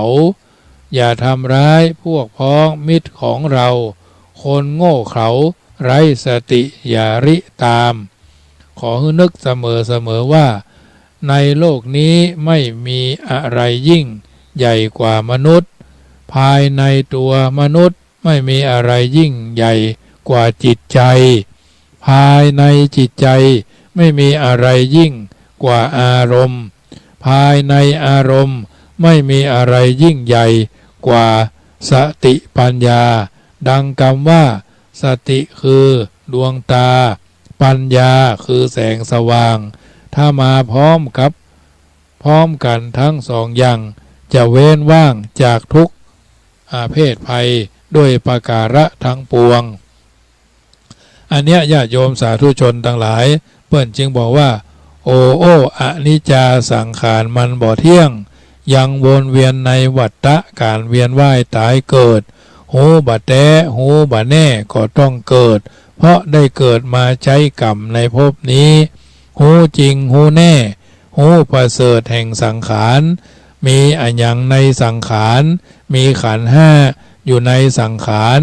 อยู่ในกายของเฮานี้เข้าใจแล้วจะหลุดพ้นแห่งความทุกข์การเวียนว่ายในวัฏฏะความสงสารเกิดแก่เจ็บตายเพราะฉะนั้นญาติโยมสาธุชนทั้งหลายถือพระธรรมค้ำชูคู่ชวงจิตไม่อะไรพี่น้องผ่องวงวานจะใช้จะแกล้งแต่งนินทาว่านักบวชหรือตั้งใจจะอวดดีตีโวหารนำความเสียของพระมาประจานหวังเล่าขานเรื่องดีมีจริงๆจะบรรยายทุกอย่างทั้งดีชั่วที่พันพัวศาสนาพายุ่งขิงอันความดีสร้างไว้หนาอย่าประวิงพบความจริงจิตจักรอดตลอดกาลเนี่ยญาติโยมสาธุชนท่านผู้ฟังคนดีสีแก่พระพุทธศาสนาทั้งหลายถือว่าเฮาท่านทั้งหลายได้หูได้เข้าใจในสิ่งต่างๆเหล่านี้แล้วอย่าทำให้สิ่งต่างๆเหล่านี้ผ่านไปโดยบ่คิดคือยาว บ่าวสาวคือกว้างทุกสิ่งทุกอย่างนั้นถือว่ากิจการทั้งหลายได้กระทำบำเพ็ญกันมาแล้วทำตัวทำตนให้เป็นคนดีก็ขออนุโมทนากับสาธุชนคนดีทั้งหลายที่ได้ร่วมทำบุญมาหมายมีคณะลูกเต้าเหล่าหลานวันนี้เพื่อนมีทำมาการมาทำบุญที่วัดเนาะ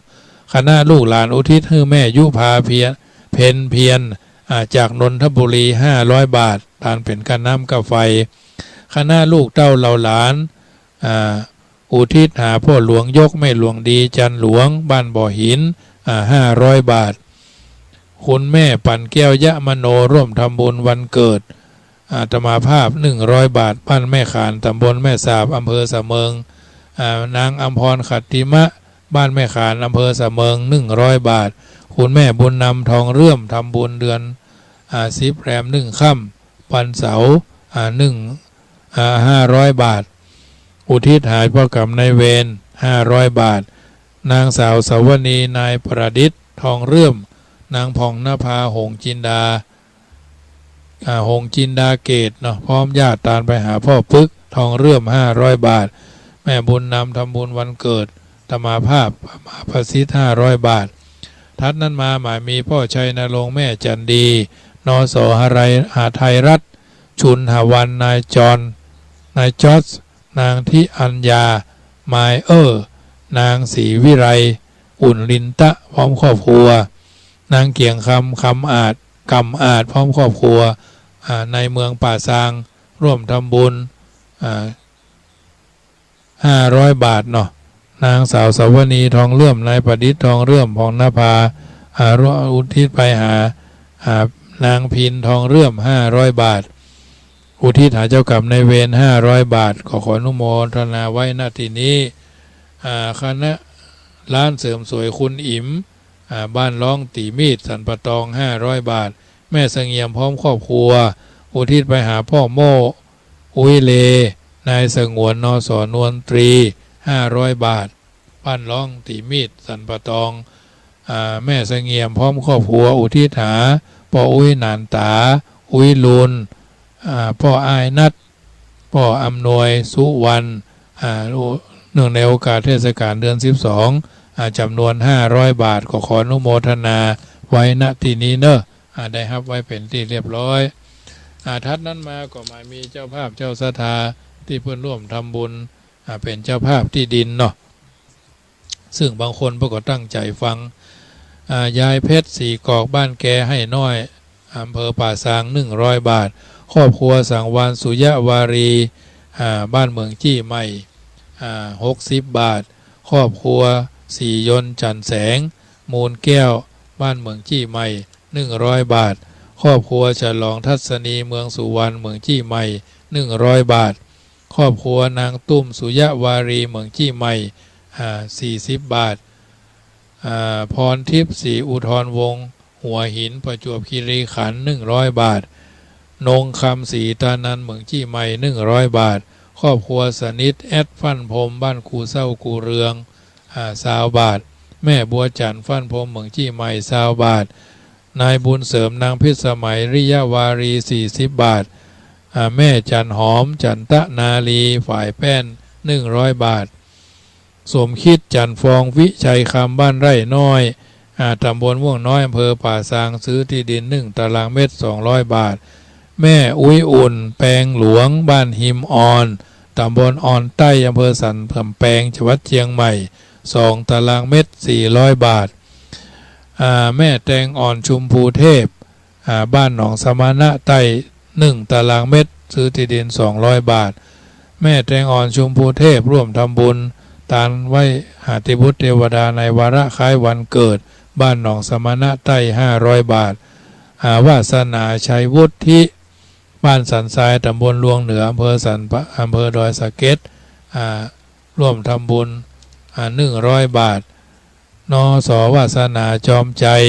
บ้านสันทรายลวงเหนือดอยสะเก็ดร่วมทำบุญที่ดิน200 บาทสมศักดิ์สายฝนชัยขันบ้านสันทรายตำบลลวงเหนืออำเภอดอยสะเก็ดจังหวัดเชียงใหม่ร่วมทำบุญ100 บาทก็ขออนุโมทนาไว้ณที่นี้เนอะญาติโยมที่ โยมแม่นีเนาะเพิ่นก็ร่วมทำบุญมาตังโอนสตางค์เข้ามา600 บาทอันนี้ได้ครับไว้แล้วเนอะโยมแม่เรนูนี่เพิ่นจะปะกันวันที่15พุ่นวัดหมู่บุญอุบาไก่อาจารย์ไก่พุ่นจะไปโมทนาวันคล้ายวันเกิดเพิ่นทอดผ้าป่าด้วยเนอะที่วัดโชติกุลสุวรรณารามหมู่บุญอันนี้ก็เป็นกัลยาณมิตรดั้งเดิมแต่ก่อนอาตมาภาพก็จัดรายการกับเพื่อนนั่นแหละแต่ปัจจุบันวันนี้ได้เปลี่ยนมาเพื่อนมีการเปลี่ยนผังก็เลยบ่ได้จัดสถานีขึ้น96โยมพ่อประทวนป้อมสุวรรณบ้านปูเลยตำบลมะเขือแจ้อำเภอเมืองลำพูนร่วมทำบุญ300 บาทเนอะก็ขออนุโมทนาไว้ณที่นี้โดยกับเจ้าภาพเจ้าศรัทธาที่ร่วมกินร่วมทานกันมาปลายปีนี้คือวันที่30 เดือนธันวาอาตมาภาพจะได้ทำบุญตั้งธรรมมหาชาติเวสสันดรชาดกจะได้ทำบุญอาจจะได้พิมพ์หนังสือเวสสันดรสะท้อนธรรมบางคนนี่บ่ฮู้บ่เข้าใจเรื่องการเทศธรรมมหาชาติรายละเอียดเปิดห้องว่าแผนที่จะได้ทำพิมพ์หนังสือเวสสันดรสะท้อนธรรมญาติโยมเอาไปอ่านจะได้พิมพ์1,000 เล่มญาติโยมสาธุชนอยู่ชุดไหนมงใดจะกินจะตานก็การพิมพ์หนังสือ1 เล่มสร้างอักษร1 ตัวเหมือนเราสร้างพระพุทธรูป1 องค์เนาะอันนี้อานิสงส์มันก็มีญาติโยมมีโอกาสมีจังหวะใครจะกินจะตานใครจะเป็นเจ้าภาพโดยก็แจ้งความประสงค์ได้ที่อาตมาภาพนี่แหละหรือจะโอนเข้ามาทางธนาคารกรุงไทยโลตัสป่าซางก็ได้ที่กองทุนพิมพ์หนังสือ798008685นะอันนี้กองทุนพิมพ์หนังสือส่วนจะทำบุญซื้อที่ดินให้น้องควาย7,000 ตารางเมตรธนาคารกรุงไทยโลตัสป่าซางเหมือนกันกองทุนโคกระบือเพื่อวัดช้างคำนะกองทุนโคกระบือเพื่อวัดช้างคำ79800218894นะ79800218894มันมี2 บัญชีอันนี้เพื่อน้องควายถามว่าซื้อที่ดินจะได้ท่านหมาซื้อที่ดินจะได้สร้างเป็นที่อยู่ของน้องควาย7 ชีวิตด้วยกันน้องควาย7 ชีวิตซึ่งก็ได้อาศัยห่มไม้ใบบุญกับเฮาถ้ามันว่ามีเฮามันก็คงจะไปเป็นกินลาบแกงอมไปเรียบร้อยแต่เฮามีกุศลจิตกุศลเจตนาช่วยกันยื้อชีวิตคือเพิ่นอยู่กันไปจนกว่าชีวิตจะหาไม่เนาะเพราะสัตว์เหล่านี้อาศัยมนุษย์อยู่กับมนุษย์จึงจะให้เขาเหล่านั้นอยู่ยืดยาวเขาสาวกว้างไปเรื่อยๆทางนี้ท่านั้นก็ถือว่าทุกคนทุกท่านได้ทำหน้าที่ของแต่ละคนแต่ละท่านให้ดีเป็นมงคลแก่ตัวแก่ตนเราท่านทั้งหลายเพราะทุกสิ่งทุกอย่างที่เราได้ทำมากระทำบำเพ็ญกันมาเป็นสิ่งที่ดีที่งามที่เหมาะที่ควรสัตว์สิ่งหิ่งห้อยเหล่านี้มันอาศัยมนุษย์เรา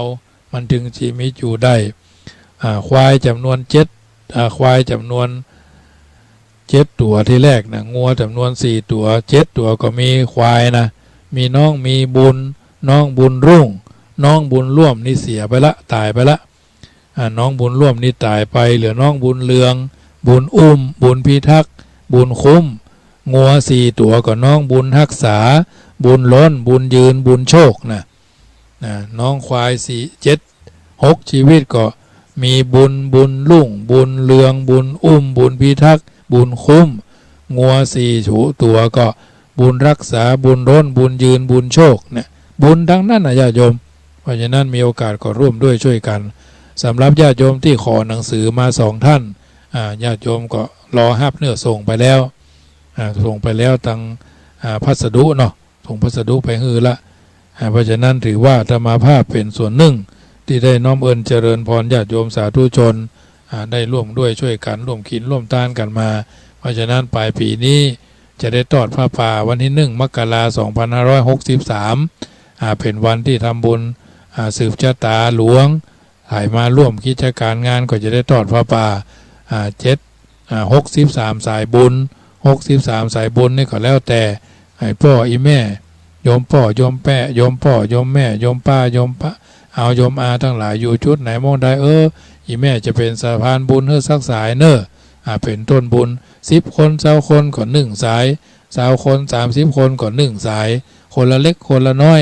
นับตั้งแต่1 บาทจนกระทั่ง100,000 1 ล้านไปใจอ่ะที่ถ้ามันมีความบริสุทธิ์ใจเนาะนักน้อยเขาก็บอกว่ากัน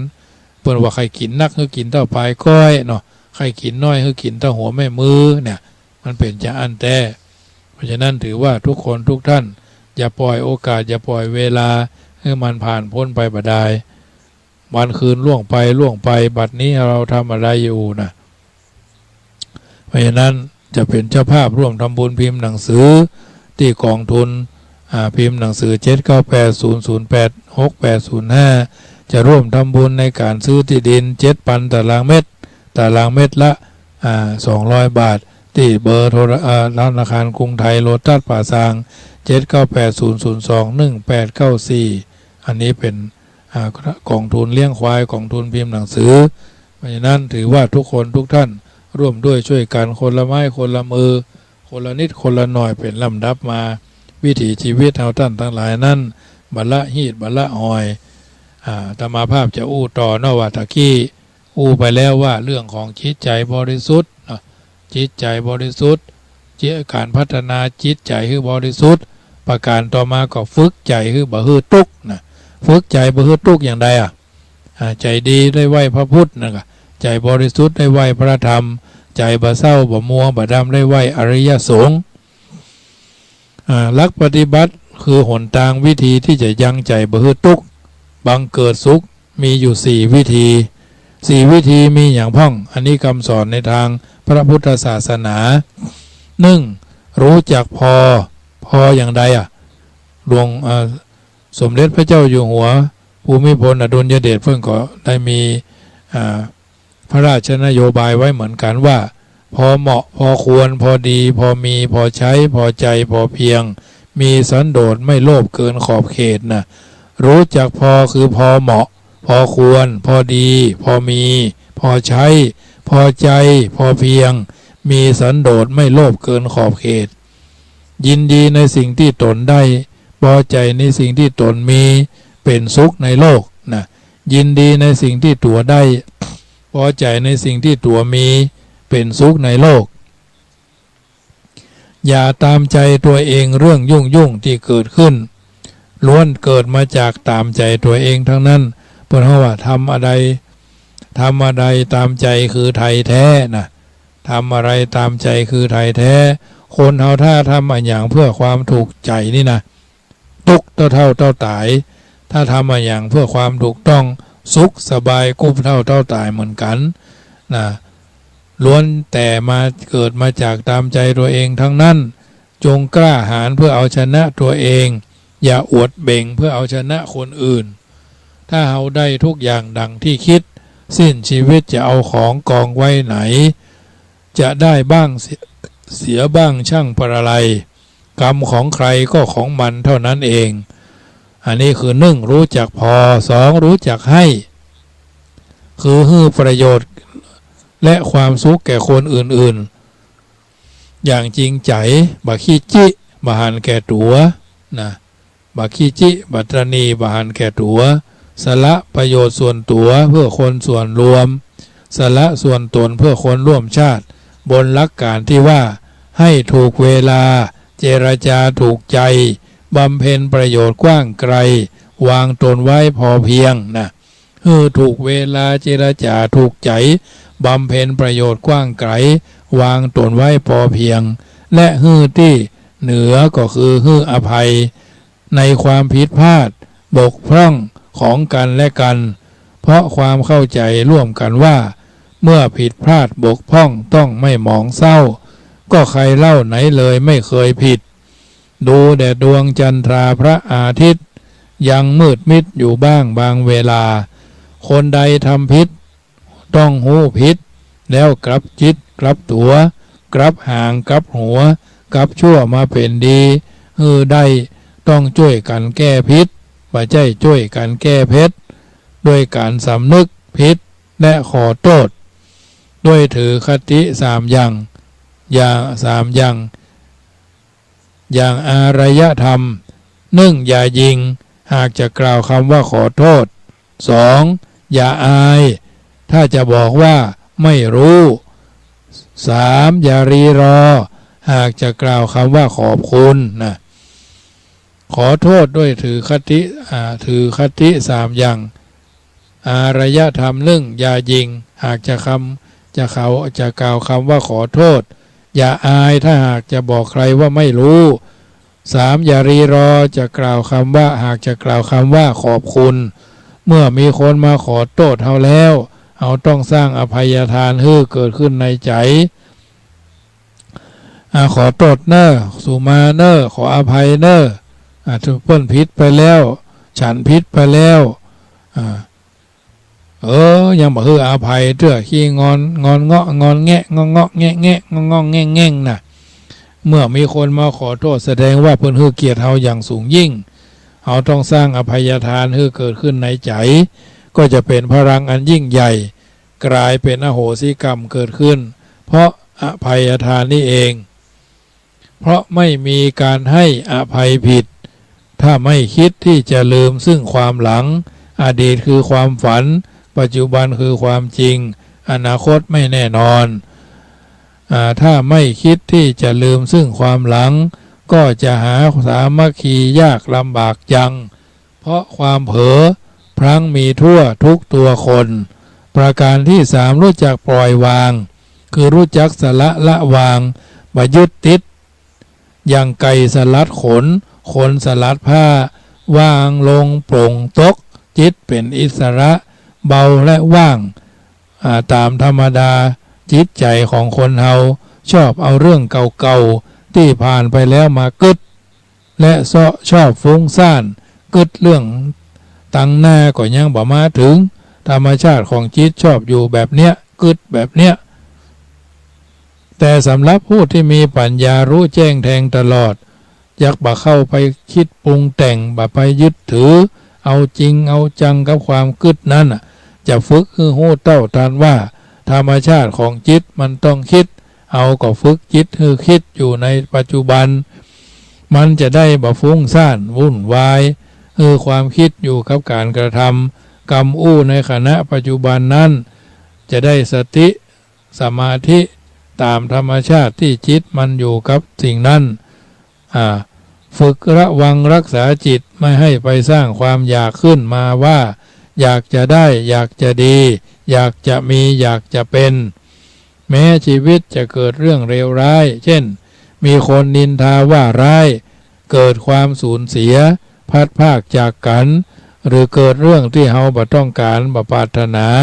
เฮาจะต้องทำใจยอมรับสภาพว่ามันเป็นธรรมชาติของชีวิต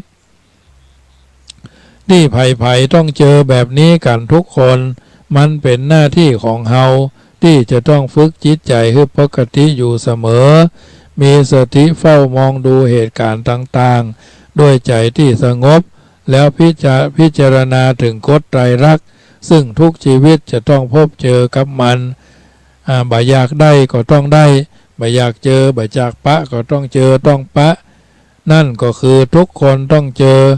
กับสิ่งบ่แน่นอนต้องเปลี่ยนแปลงมีอย่างที่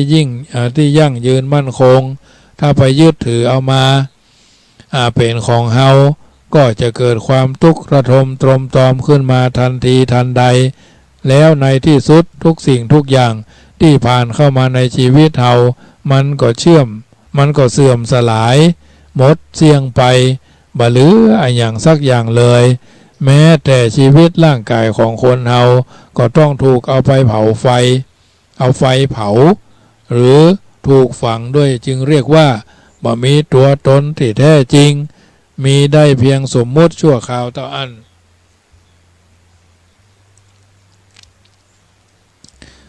เปิ้นจึงกล่าวเป็นคำกรว่าผู้ฝึกจิตดีแล้วย่อมแคล้วทุกข์มีความสุขดังอยู่สู่สวรรค์เหมือนบัณฑิตคิดเห็นเป็นสำคัญมีจิตมั่นปล่อยวางทางนิพพานผู้ฝึกจิตดีแล้วย่อมแคล้วทุกข์มีความสุขดังอยู่สู่สวรรค์เหมือนบัณฑิตคิดเห็นเป็นสำคัญจิตตั้งมั่นปล่อยวางทางนิพพานประการที่สี่หันทุกอย่างเป็นธรรมดา สัจจังเวอมตตาวาจานะวาจาจริงเป็นสิ่งบัดตายหันทุกอย่างเป็นธรรมดาคือสุขทุกข์ได้เสียสมหวังผิดหวังดีใจเสียใจล้วนธรรมดาทั้งนั้นน่ะเพื่อนจึงบอกว่ายังกินจิสมุทัยะธรรมังสัพพันตังนิโรธธรรมังยังกินจิสมุทัยะธรรมังสัพพันตังนิโรธธรรมังสิ่งใดเกิดขึ้นเป็นธรรมดาสิ่งนั้นย่อมดับไปเป็นธรรมดาบ่มีอย่างเหนือไปจากธรรมดาเกิดก็ธรรมดาแก่ก็ธรรมดาตายก็ธรรมดาเจ็บก็ธรรมดาตายก็ธรรมดาเกิดก็ธรรมดาแก่ก็ธรรมดาเจ็บก็ธรรมดาตายก็ธรรมดาผู้ใดเข้าถึงหลักธรรมดาได้ผู้นั้นชื่อว่าได้ดวงตาหันธรรมก้าวสู่กระแสแห่งพระนิพพานพึงรักษาจิตให้ดีทำหน้าที่ให้ถูกต้อง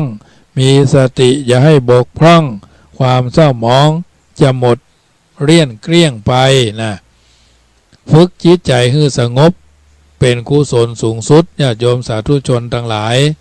การทำบุญด้วยการยกทรัพย์สินเงินทองเป็นบุญภายนอกตัวเฮาก็จะทำมากมายถึงจะทำมากมายขนาดไหนก็ตามแต่เจ้าเฮาก็ยังวุ่นวายใจฮ้อนวุ่นวายใจเร่าร้อนบ่สบายใจเพราะว่าบ่ได้ทำบุญภายในตัวเฮาเองซึ่งเป็นบุญที่มีอยู่แล้วในตัวบ่ต้องเสียเงินเสียทองบ่ต้องวิ่งหาไปทำหั่นทำนี่ที่อื่นแต่ลงทุนด้วยแรงกายฝึกจิตใจให้เกิดสติสมาธิปัญญาจึงจะถือว่าเป็นการทำบุญสูงที่สุดในชีวิตและได้นักที่สุดเพราะจะทำให้เราเกิดความสงบผาสุขใจบ่หวั่นไหวต่อเหตุการณ์ดีร้ายได้เสียรู้เหตุแห่งกองทุกข์จนถึงวิธีการดับทุกข์ที่เกิดขึ้นครูบาอาจารย์ท่านจึงสอนวิธีการฝึกจิตว่าความตามให้รู้ดูให้ทันพิจารณาพอหันความดิ้นรนของจิตเพ่งพิจารณาหันจิตตามที่เป็นจริงหันโทษในทุกสิ่งที่ตนได้เห็นภายในสิ่งที่ตัวมีตมเกิดจากน้ำนั่นแหละล้างตมทุกเกิดจากใจนั่นแหละล้างทุกหยุด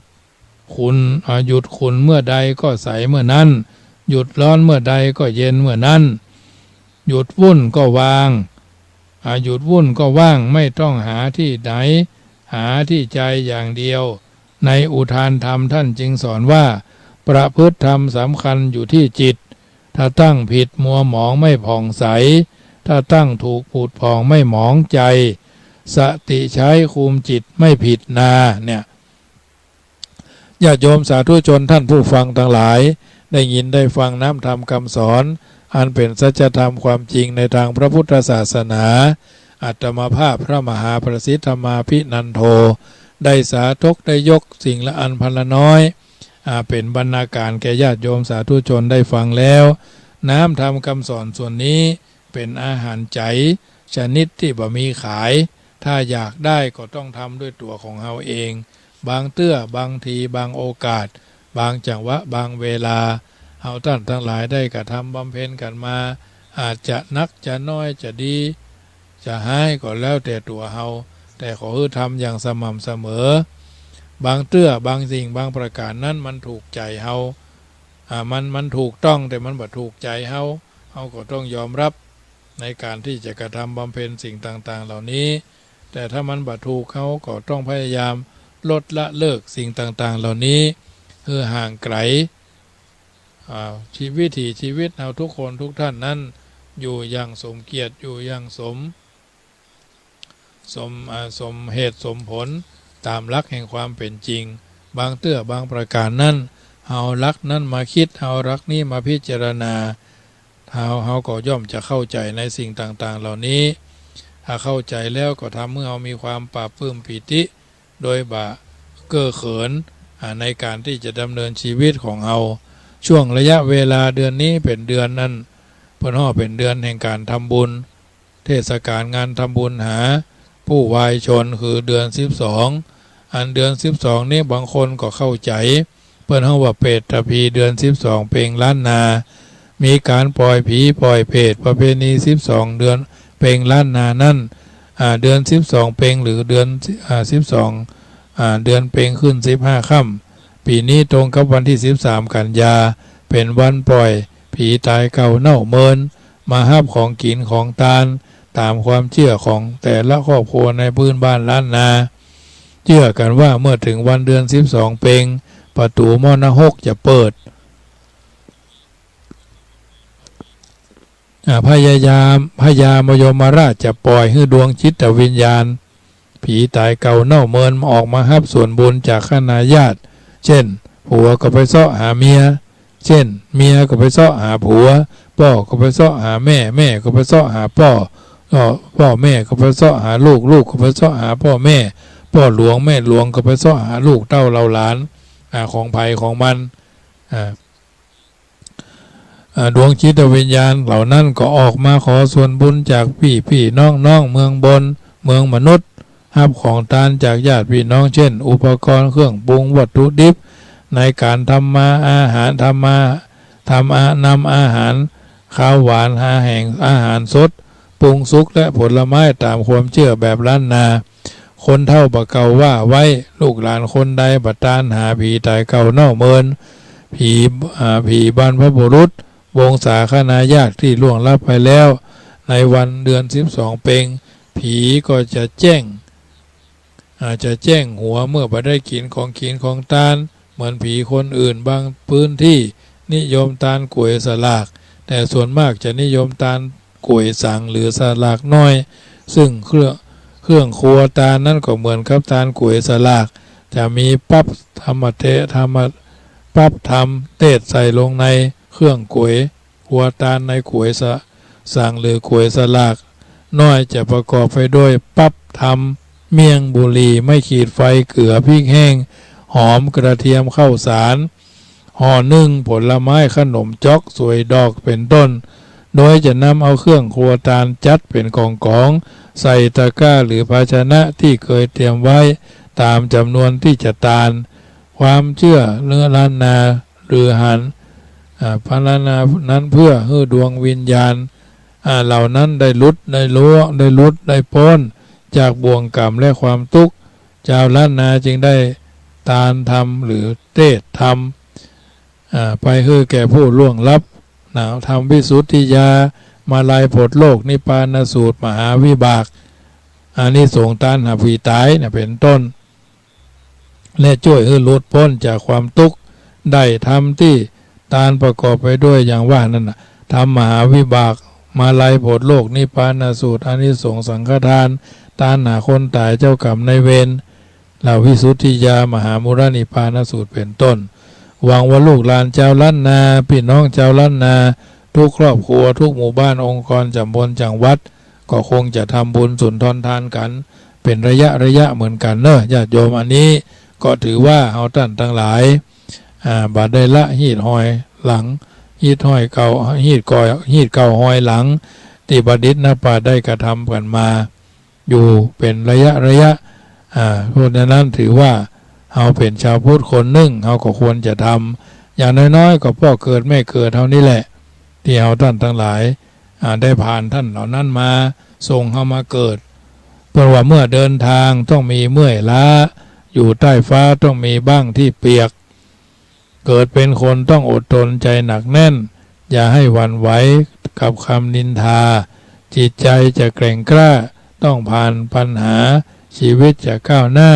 ก็ต้องผ่านอุปสรรคปงให้เป็นเย็นให้ได้ใจก็สุขเป็นที่เฮาเขาก็สุขเรื่องก็หาเย็นที่เฮาเขาก็สุขเรื่องก็หายปงให้โวยใจสงบเรื่องก็คลายปงให้ได้ปล่อยให้โวยใจก็เย็นทำดีอย่าบ่นสวดมนต์อย่าเบื่อชีวิตที่เหลือต้องดีกว่าเดิมนะวันนี้เป็นวันอังคารญาติโยมสาธุชนอาจจะได้ยินได้เข้าใจในสารธรรมต่างๆเหล่านี้เพื่อว่าพอสั้นคำเดียวหยุดกิเลสปฏิเสธส่วนเกินเพลินลุ่มหลงแต่พอดีพอใช้ไม่จมลงจิตใจมั่นคง พอเพียงก็เพียงพอในบางเตื้อชีวิตเฮาตกต่ำอย่ายอมเป็นก้อนหินตกน้ำแต่บางเตื้อแต่จงเป็นตะวันตกดินเมื่อสิ้นแสงในวันนี้วันพุกก็จะเป็นแสงเงินแสงทองส่องฟ้าอันอำไพให้เฮาท่านทั้งหลายได้ไขว่คว้าได้อาศัยแสงแดดแสงลมแสงแดดเสียงลมกระทบถือว่าเป็นมงคลชีวิตแก่เฮาท่านทั้งหลายชีวิตในช่วงเวลาที่ดีทั้งมากมายแต่ทำไมเฮาจะชอบเก็บเอาช่วงเวลาที่เลวร้ายเอาไว้เพื่อมาทำลายตัวเองนะอันเนี้ยสัจจังเวอมตาวาจาที่ทุกคนต้องกระทำบำเพ็ญให้เป็นกิจจลักษณะจักบ่ได้ถลำผิดพลาดคลาดเคลื่อนจากความเป็นจริงน้ำธรรมคำสอนในทางพระพุทธศาสนาที่ธรรมภาพก้อนไกลตั้งแต่แรกเริ่มเดิมทีตั้งแต่ต้นมากุศลเจตนาทั้งหลายเหล่านี้ญาติโยมสาธุชนก็คงจะนำไปคิดนำไปพิจารณาพบผลต่างแห่งการดำเนินชีวิตของแต่ละคนแต่ละท่านให้แสงสว่างแก่คนที่กำลังจะมืดบอดบอกทางแก่คนที่กำลังจะหลงทางเพิ่มพลังแก่คนที่กำลังจะสิ้นหวัง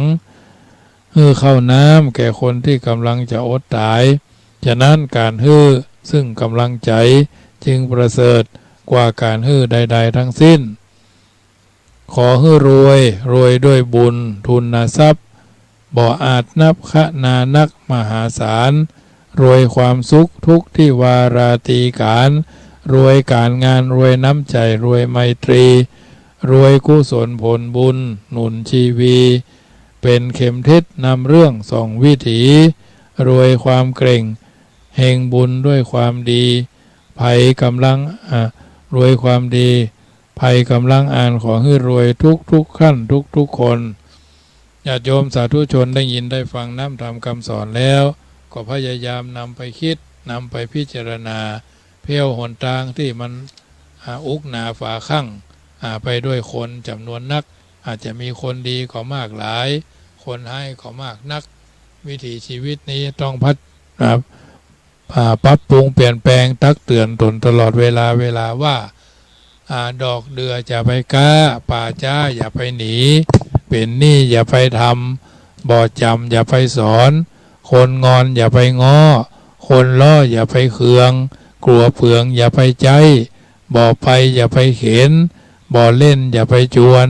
ตีตวนอย่าไปหนีเป็นหนี้อย่าไปเหนียวควายเปลี่ยวอย่าไปปล่อยใจบ่อยอย่าไปจมใจคนอย่าไปเชื่อลูกเสืออย่าไปเลี้ยงสะเบียงอย่าฮือขาดฉลาดอย่าไปโกงไม้โกงอย่าไปดัดปากจัดอย่าไปด่าครูว่าอย่าไปเถียงบ้านเอียงอย่าไปขึ้นบ่อกลืนอย่าไปอมยาขมอย่าไปคาย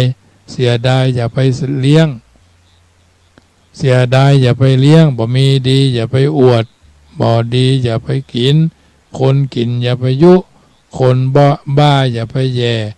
คนดุอย่าไปด่าอันเนี้ยเป็นสัจธรรมที่ท่านกล่าวเอาไว้อาตมาภาพก็ก้อนใกล้เอามาสาธกยกคือญาติโยมสาธุชนที่อยู่ทางบ้านตั้งใจฟังพร้อมใจเอาไปคิดเอาไปพิจารณาตามจังหวะโอกาสเวลาวันนี้ก็เป็นวันอังคารเนาะญาติโยมวันพุธก็เป็นวันพุธวันฮือก็เป็นวันพฤหัสวันพฤหัสก็จะเป็นวันโกนจะเป็นวันเดือน12วันศุกร์ก็จะเป็นวันศีลแล้วบ้านใดเพิ่นอาจจะกินสลากบ้านใดเพิ่นอาจจะกินตาลสังตาลขันเข้าอาตมาภาพเองก็คิดว่าจะตาลปลาศรัทธาญาติโยมตาลหม้อขางหลวงจำนวน3แก่น3หมู่บ้านเนาะเอาไว้ใช้การใช้งานกลแกงฮังเลกากลขนมปาดกาหรืออื่นๆเนาะที่สามารถเอามาใช้พัดเข้ากายพอมันเป็นหม้อขางใหญ่ยกย้ายคนเดียวแทบจะบ่ไหวคราวที่แล้วก็ซื้อมาในการหลอดเทียนที่วัดจังกำก็สำเร็จไปละอันนี้ก็จะตานสั่ง เอาครัวปลูกลูกฝังอันยังใส่ในหั่นตลอดจนผลหมากรากไม้พักไม้ไส้เครืออันยังก็ใส่เข้าไปเพื่อให้เราท่านทั้งหลายได้อุทิศส่วนบุญส่วนกุศลไปหาพ่อหาแม่หาพี่หาน้องเพื่อนพ้องสหายสัมพันธ์กัลยาณมิตรสัมพันธ์กัลยาณชนผู้มีจิตอันเป็นกุศลกันทุกคนทุกท่านเป็นลำดับมาเพราะฉะนั้นถือว่าเอาท่านทั้งหลายบัลละเสียยังหีดเก่าห้อยหลังแม้กระทั่งเป็นผู้เจ้าพระเนนก็ต้องทำบุญสุนทรทานเหมือนกันว่าเขาจะทานไปหาภัยทานไปหาพ่อทานไปหาแม่ไปหาผู้บาอาจารย์ที่เขาเกิดมาเป็นชาวพุทธมาพบพระพุทธศาสนาตั้งตัวตั้งตนอยู่แล้วถือว่าเขาท่านทั้งหลายนั้นบ่ได้ละหีดเก่าห้อยหลังทุกคนทุกท่านมีศีลมหือตานรักษาศีลแล้วก็บำเพ็ญจิตภาวนาเพื่อนถึงบอกว่าก้อยฟังเตอะนาเอาพี่น้องในโขงเขตห้องราชล้านนาลัดถาขอโมญาติมิตรได้ตั้งโสตาจักไขวาจาเป็นเรื่องศีลห้าปัญจศีลังนัตละศีลห้าตามพระพุทธาบอกไว้เขียนข้าวสารแต่งการก้อนใกล้บอกไว้เป็นข้อเนินนาย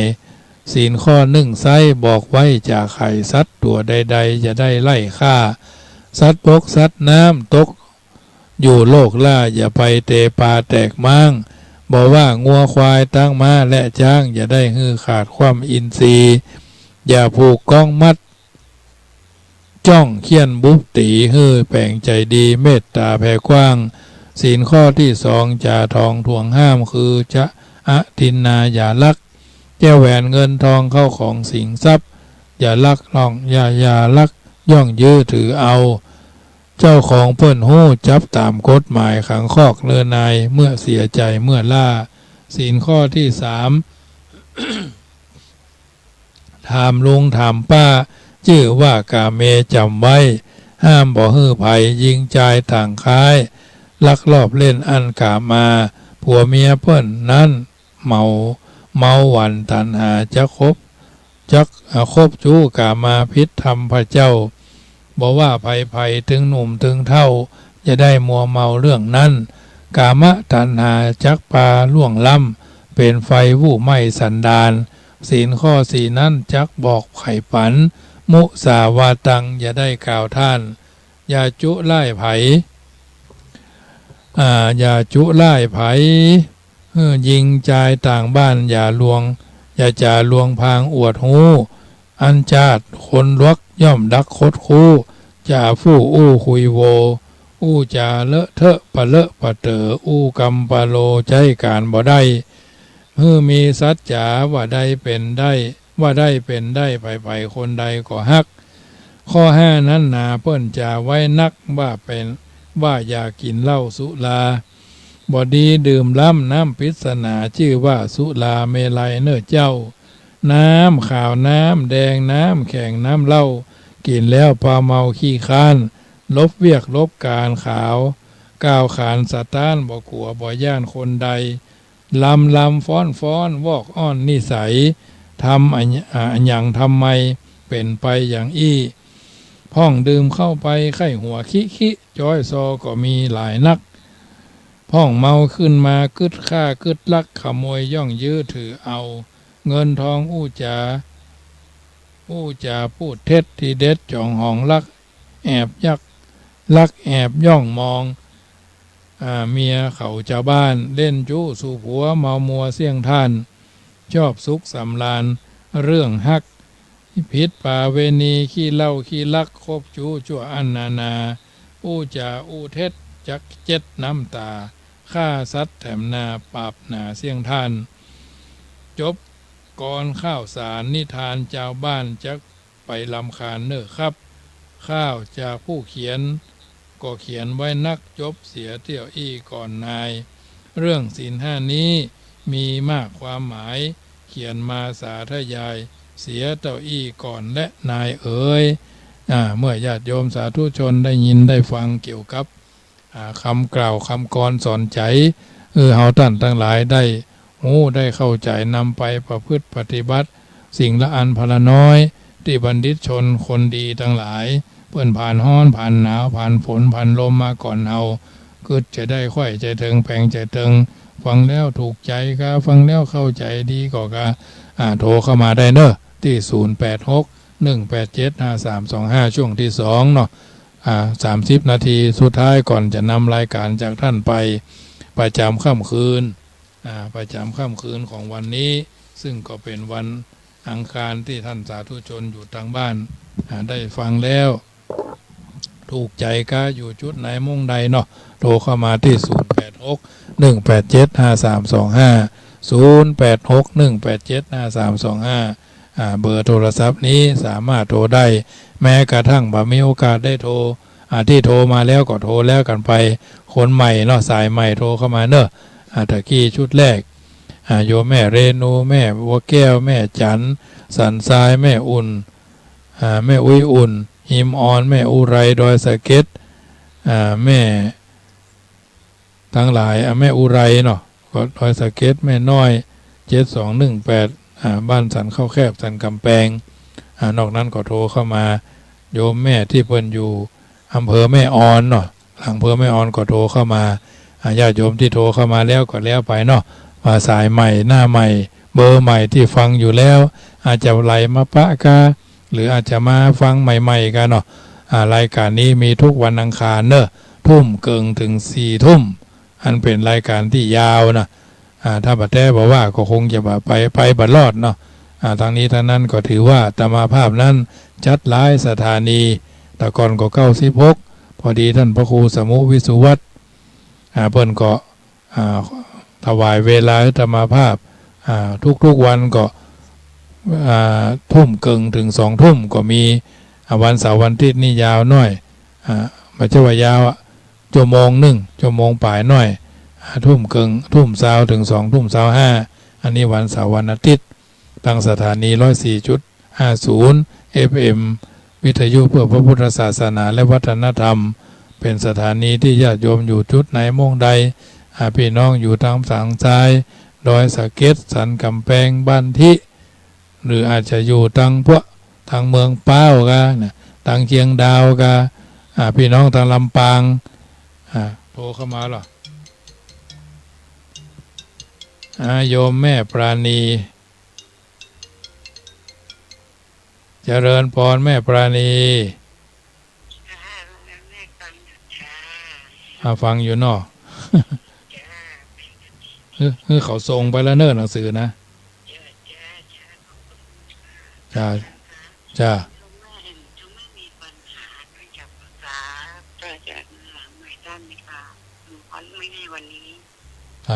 เดี๋ยวว่างๆโทรเข้ามาก็ได้0861875325จ้าโมทนา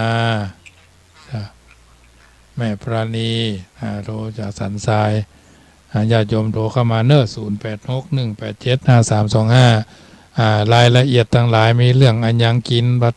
ตานบ่เข้าใจก็ตรงนั้นตรงนี้โทรเข้ามาได้0861875325โทรเข้ามาเนอะเดือเวลาแถมซาวกว่านาทีเนอะญาติโยม0861875325โยมพ่อบุญธรรมโป่งน้องครับผมฟังในเฟซค่ะครับในเฟซครับเสียงชัดเหมือนกันเนาะชัดเจนอยู่ครับฟังเข้าใจดีครับกินสลากก็นะเพื่อก็มีอยู่ครับสลากก็มีอยู่สลากก็มีตานสังก็มีเนาะครับบางวัดกดตานสังบางวัดกดตานสลากเนี่ยครับวันที่27ครับวันที่27ดา28นี่ตานครับที่วัดที่วัดอันสุพรรณปอนะครับวัดป่าแดงครับไม่ใช่วัดสุพรรณนี่กะป่าแดงวัดป่าแดงครับไปทางใต้เข้าไปหำหน่อยเราไปทางวงวานเนี่ยครับ ครับผมโมทนากับพ่อเนอครับผครับมเจริญพรพ่อบุญดำผงน้องเวียงป่าครับเป้าอาจารย์ครับเจริญพร7690ติดละเนอเจริญพรนมัสการค่ะ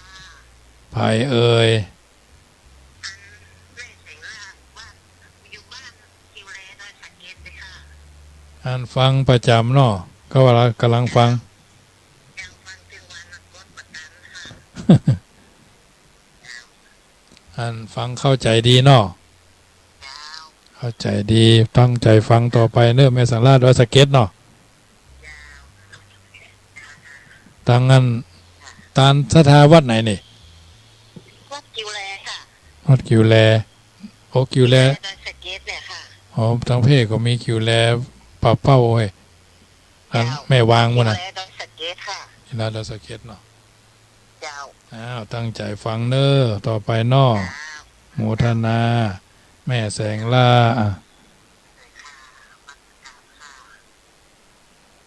โทรเข้ามาใหม่เนอะ0861875325ติดแล้วเนอะ7690เจริญพรไม่จ๋าเจ้าไผ่นี่ปะตึงเจ้าปะตึงมันยากเจ้าโอ้ปาตึงพดไม้เหมือนกันนะมันจะปาตึงหลวงปู่ล่าเนาะมันแค่ปะตึงมันยากมันที่เจ้าแม่ยังนี่เวลาเจ้าแม่ไรยังฟัง91กะค่อยจีอ่ะอันครูเตือยังฟัง91อยู่กะ91มันเหมือนได้ยินนะเจ้าโอ้นึกว่ามันบางคนเพิ่นอยู่ห้วยหญ้าห้วยไซก็หันเพิ่นโทรฟังเพิ่นโทรแม่เจ้าเหมือนกันนะ91ฟังมันแบบฮับบ่ได้ได้ยินฟังทัดมาได้เจ้าแต่ร้ร้อยอยจีกับ96จ้ะ104ก็ชัดเหมือนกันกะร้อยจีก็ชัดดีเนาะเสียงอาตมาก็ชัดดีเนาะชัดดีเจ้า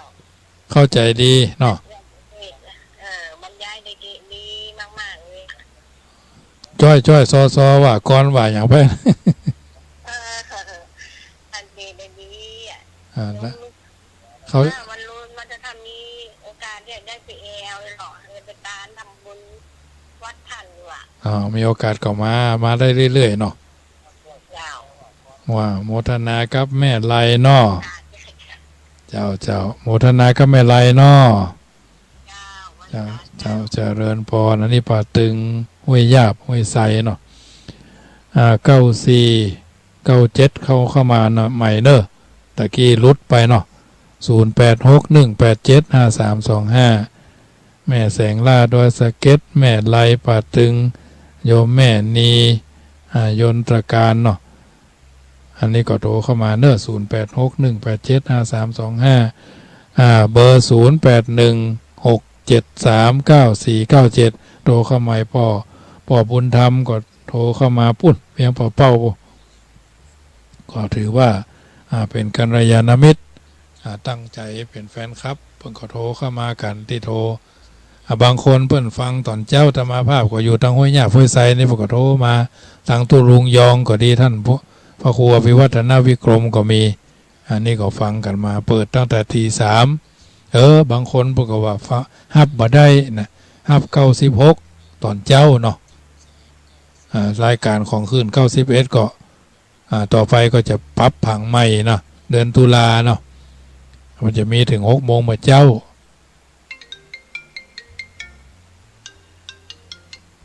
เจริญพรโทรจากไหน9497จำมาได้มาได้แม่ยังนี่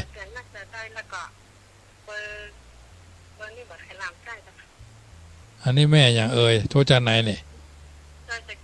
โอ้ดอยสะเก็ดเป็นแม่อันอย่างก็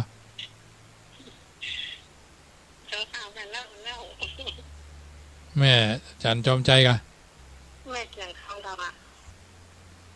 แม่เกียงคำกะลุงไพโรจน์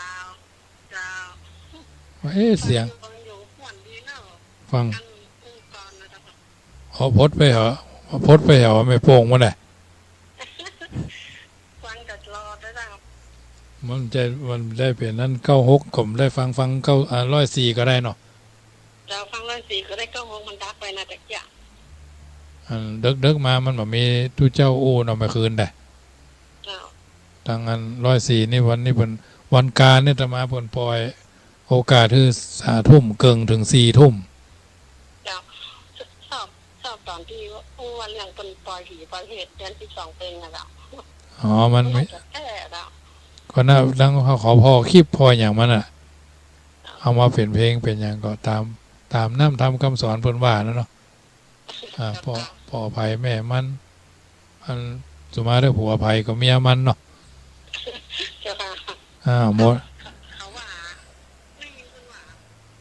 เมียบอกเมียที่ต่างจากการรักษาการเราบอกที่ต่างจากการหัวใจกันเรา ก็มันเปิดก็บ่ได้ว่านะแต่ว่าแล้วแต่ความพร้อมบางคนก็ใต้ต้านบางคนก็บ่ต้าน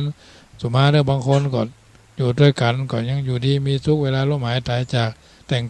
งานใหม่ก็ต้านหากันแล้วนี่ก็มีเนาะ ก็ตอนนั้นเจ้าจะไปป่าจ้าเขาว่ามึงจะไปยังตักกันแล้วเจ้าว่าไปเถอะไปส่งไปข้างสุดท้ายเนาะเจ้าจะไปอยู่แล้วเขาก็ว่าเจ้านะแต่เจ้าก็ไปนะ ทั้งนี้ทั้งนั้นก็ถือว่าเขาก็ไปเขามีเจตนาแต่ก่อนมันของมันจะให้จังหวยก็ไปโดดเข้ากองไฟนะแต่ก่อนเราคนเขามันมีที่จ้างที่เปิดก็เลยทำมีการห้ามมีการปรามกันเนาะอ๋อเจ้าค่ะคือคนแต่ก่อนนี่ห้ามใจว่าได้เนาะได้เข้าใจมาได้มันสภาวะแวดล้อมมันเกิดความวิเวกวังเวงอย่างนี้เนาะเจ้าอ๋อคือกว่าเขาจะขึ้นจ้างจับไปโดนเข้ากองไฟโดยที่อันนั้นลักษณะอย่างนั้นอ๋อเจ้าค่ะเจริญพรโยมแม่เกียงคำเนอสายเข้ามาเจริญพรอันนี้ก็เป็นก็ดั้งเดิมเนาะญาติโยมสาธุชนทำ15 นาทีเนาะ0861875325แม่เกียงคำไพโรดอันนี้อยู่พุ่นแม่โป่งโดยสเก็ตเขาแล้วสามีเพิ่นเสียชีวิตบ่ได้มีโอกาสไปพอดีจังหวะดีท่านมหาพิษณุเพิ่นจะไปก็เลยหอมด่วนเลยหอมเพิ่นไปก็ถือว่าเพิ่นก็กินตานวันทำบุญอายุอาตมาเพิ่นก็มาเนาะโยมหลายคนบางทีบางครั้งไปแถวอันพม่าลุ่นล่มลุกคุกคานเนี่ยก็ไปด้วยกันเนาะผ่านเมืองไปเมืองพม่าห่างพม่าเนาะห่างเมืองนั่นแถวอันพวกลายอันเมืองตากเข้าไปเป็นเวลาหลายคืนไปนอนด้วยกันกับครูบาอาจารย์ท่านมหาพิษณุเป็นต้นเป็นประธานเนาะเพราะฉะนั้นญาติโยมสาธุชนท่านผู้ฟังทั้งหลายเทศกาลงานทำบุญเดือน12นี้เอาก็พยายามทำบุญบางคนบ่เคยก็ฮัดให้มันเคยบางเคยทำอยู่แล้วก็ขออนุโมทนาบ้านเฮาเพิ่นบ่กินบ่ทานอย่างกันทั่วไปก็เฮาก็ทำเท่าที่เฮาทำได้เนาะเฮาบ่มีสตางค์หลายเฮาก็ใส่บาตรวันละองค์2 องค์ 3 องค์ 4 องค์แต่จะไปลืมว่าเฮาต้องทำบุญหาพ่อหาแม่แต่พ่อแม่บุญธรรมเนาะเจ้ากรรมนายเวรพ่อเกิดแม่เกิดถามว่าจะต้องทำวันเดือน12ก็ประจำเป็นทำได้เรื่อยๆถ้าเราทำเป็นประจำก็ทำประจำไปเรื่อยๆอาจจะมีโอกาสจังว่าบางคนก็มีเงินมีทองเงินเดือนออกมาก็ทำได้เงินเดือนบอกออกเดียวพออุ้ยแม่อุ้ยโยมพ่อโยมแม่ก็มีเงินเพิ่นเฮาว่าเงินสวัสดิการเนาะเงินตอบแทนเงินสงเคราะห์ผู้เฒ่าผู้แก่บางคนก็60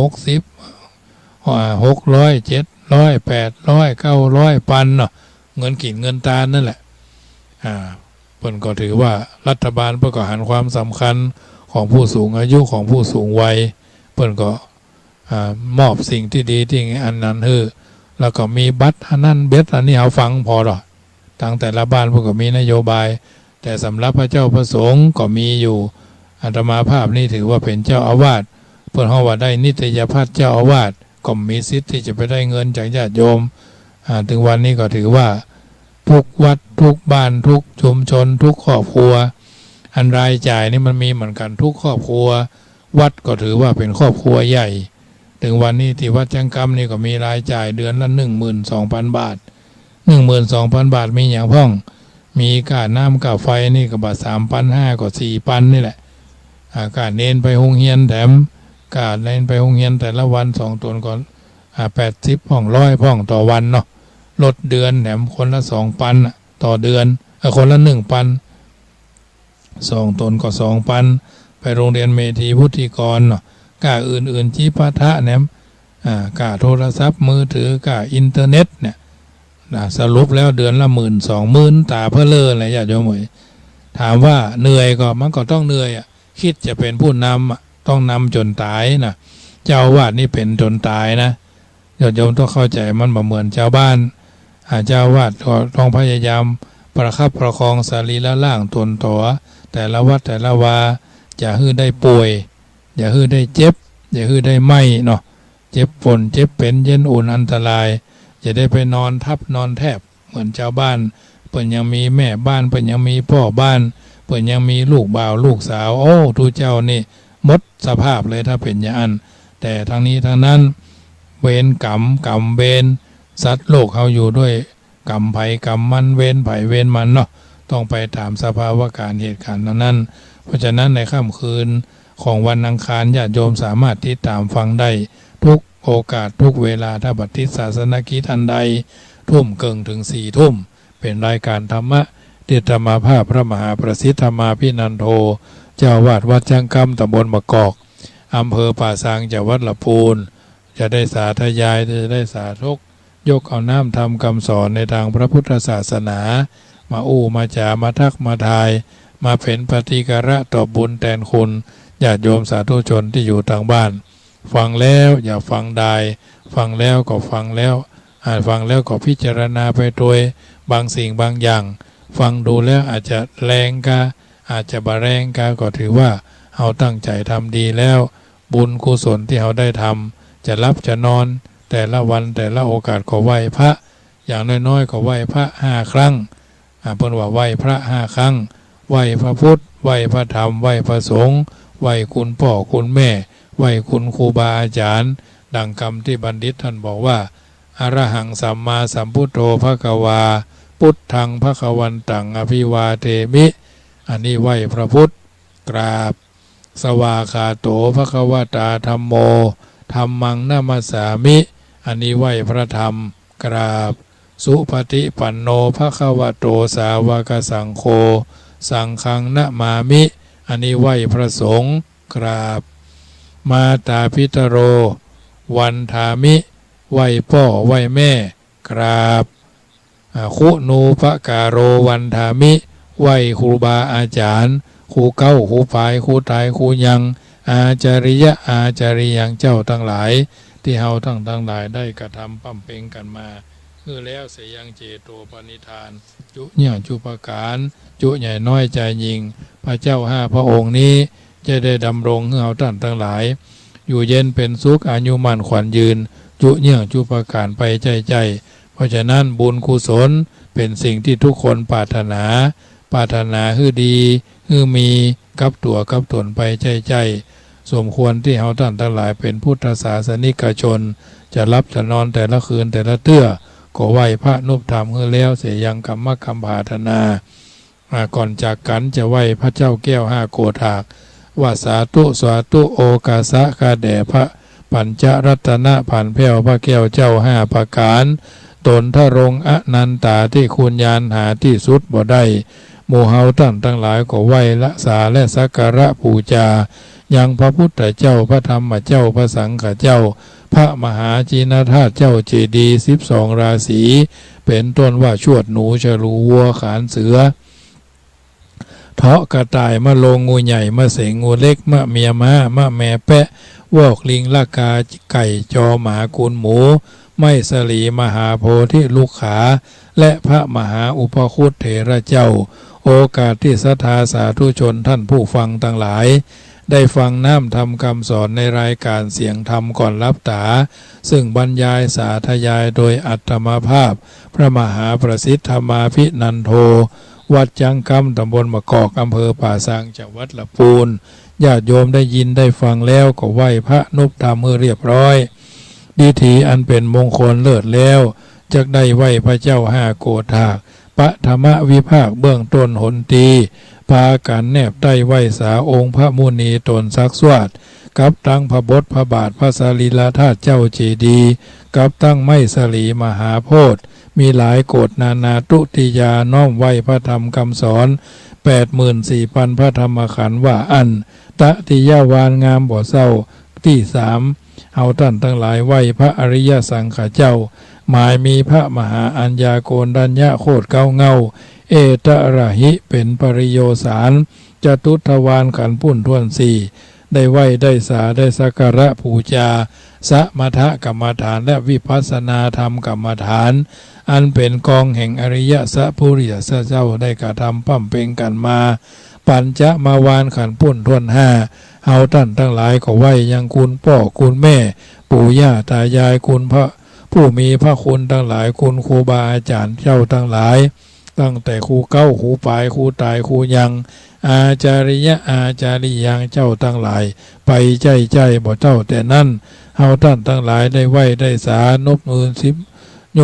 10 นิ้วนบน้อมไหวได้ลวดขอปูจาบางเตื้อเฮาได้นั่งได้นอนได้ยืนได้เจียวหู้แจ้งทีได้กระทำก็ดี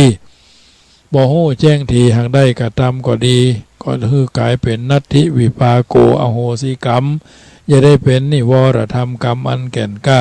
จุเนี่ยงจุปการนั่นจุงจักมีเตี้ยงแต่ดีหลีบุญญาราศีอย่างนี้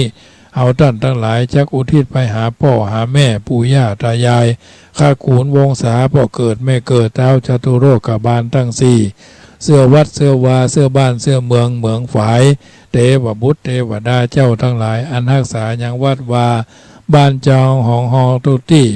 ตลอดจนเทวดารักษายังแผ่นดินรักษายังต้นไม้รักษายังภูเขาจอมดอยลวงอากาศกว้างกลางหาวชาวชะกามวจระเตพินอินพรหมโยมราชนาคนางนาถไทยธรณีตนจำบุญตนจำบาปตนจำน้ำหยาดเมียดหมายตาลจุงมาปัตตาอนุโมทนามาไว้ทุกคนทุกท่านอยู่เย็นเป็นสุขรับเป็นสุขกันทั่วหน้าจุเนี่ยจุปการนั่นจุงจักมีก่อนท่านนอนหลับไปในคืนนี้ขอจงตั้งดวงฤดีไว้ให้มั่นจงนึกถึงกุศลผลความดีที่ผูกพันจิตตั้งมั่นแน่วแน่แล้วแผ่ไปแผ่เมตตาทั่วไปให้คนอื่นทั้งรักชื่นเกียรติชังแต่ครั้งไหนขอให้เขาได้ดีมีสุขใจแล้วอย่าหวั่นไหวแม้อมิตรที่คิดชังแล้วใจเราจักสบายคลายเร่าร้อนเพราะจิตผ่อนความเครียดแต่หนหลังอนีคาสุขีอัตตานังพ้นทุกขังก็เพราะจิตคิดดีรายการเสียงธรรมก่อนรับตาอัตมาภาพพระมหาประสิทธมาภินันโทวัดจังกำตำบลมะกอกอำเภอป่าสังจังหวัดลำพูนได้ดำเนินรายการมาก็พอสมควรแก่เวลากึศจะได้ไข้ใจถึงแปลงใจตึงมีธุระอันใดจักติดต่อประสานงานที่เบอร์โทรศัพท์0861875325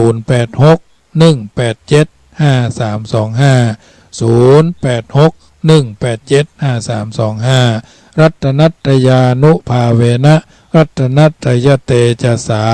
พุทโธบังซ้ายธัมโมบังขวาสังโฆบังกายาอะระหังบังเกสาอะระหังพุทโธนะโมพุทธายะตายที่สุดนี้ขอเจริญพรอะนุโมตะนา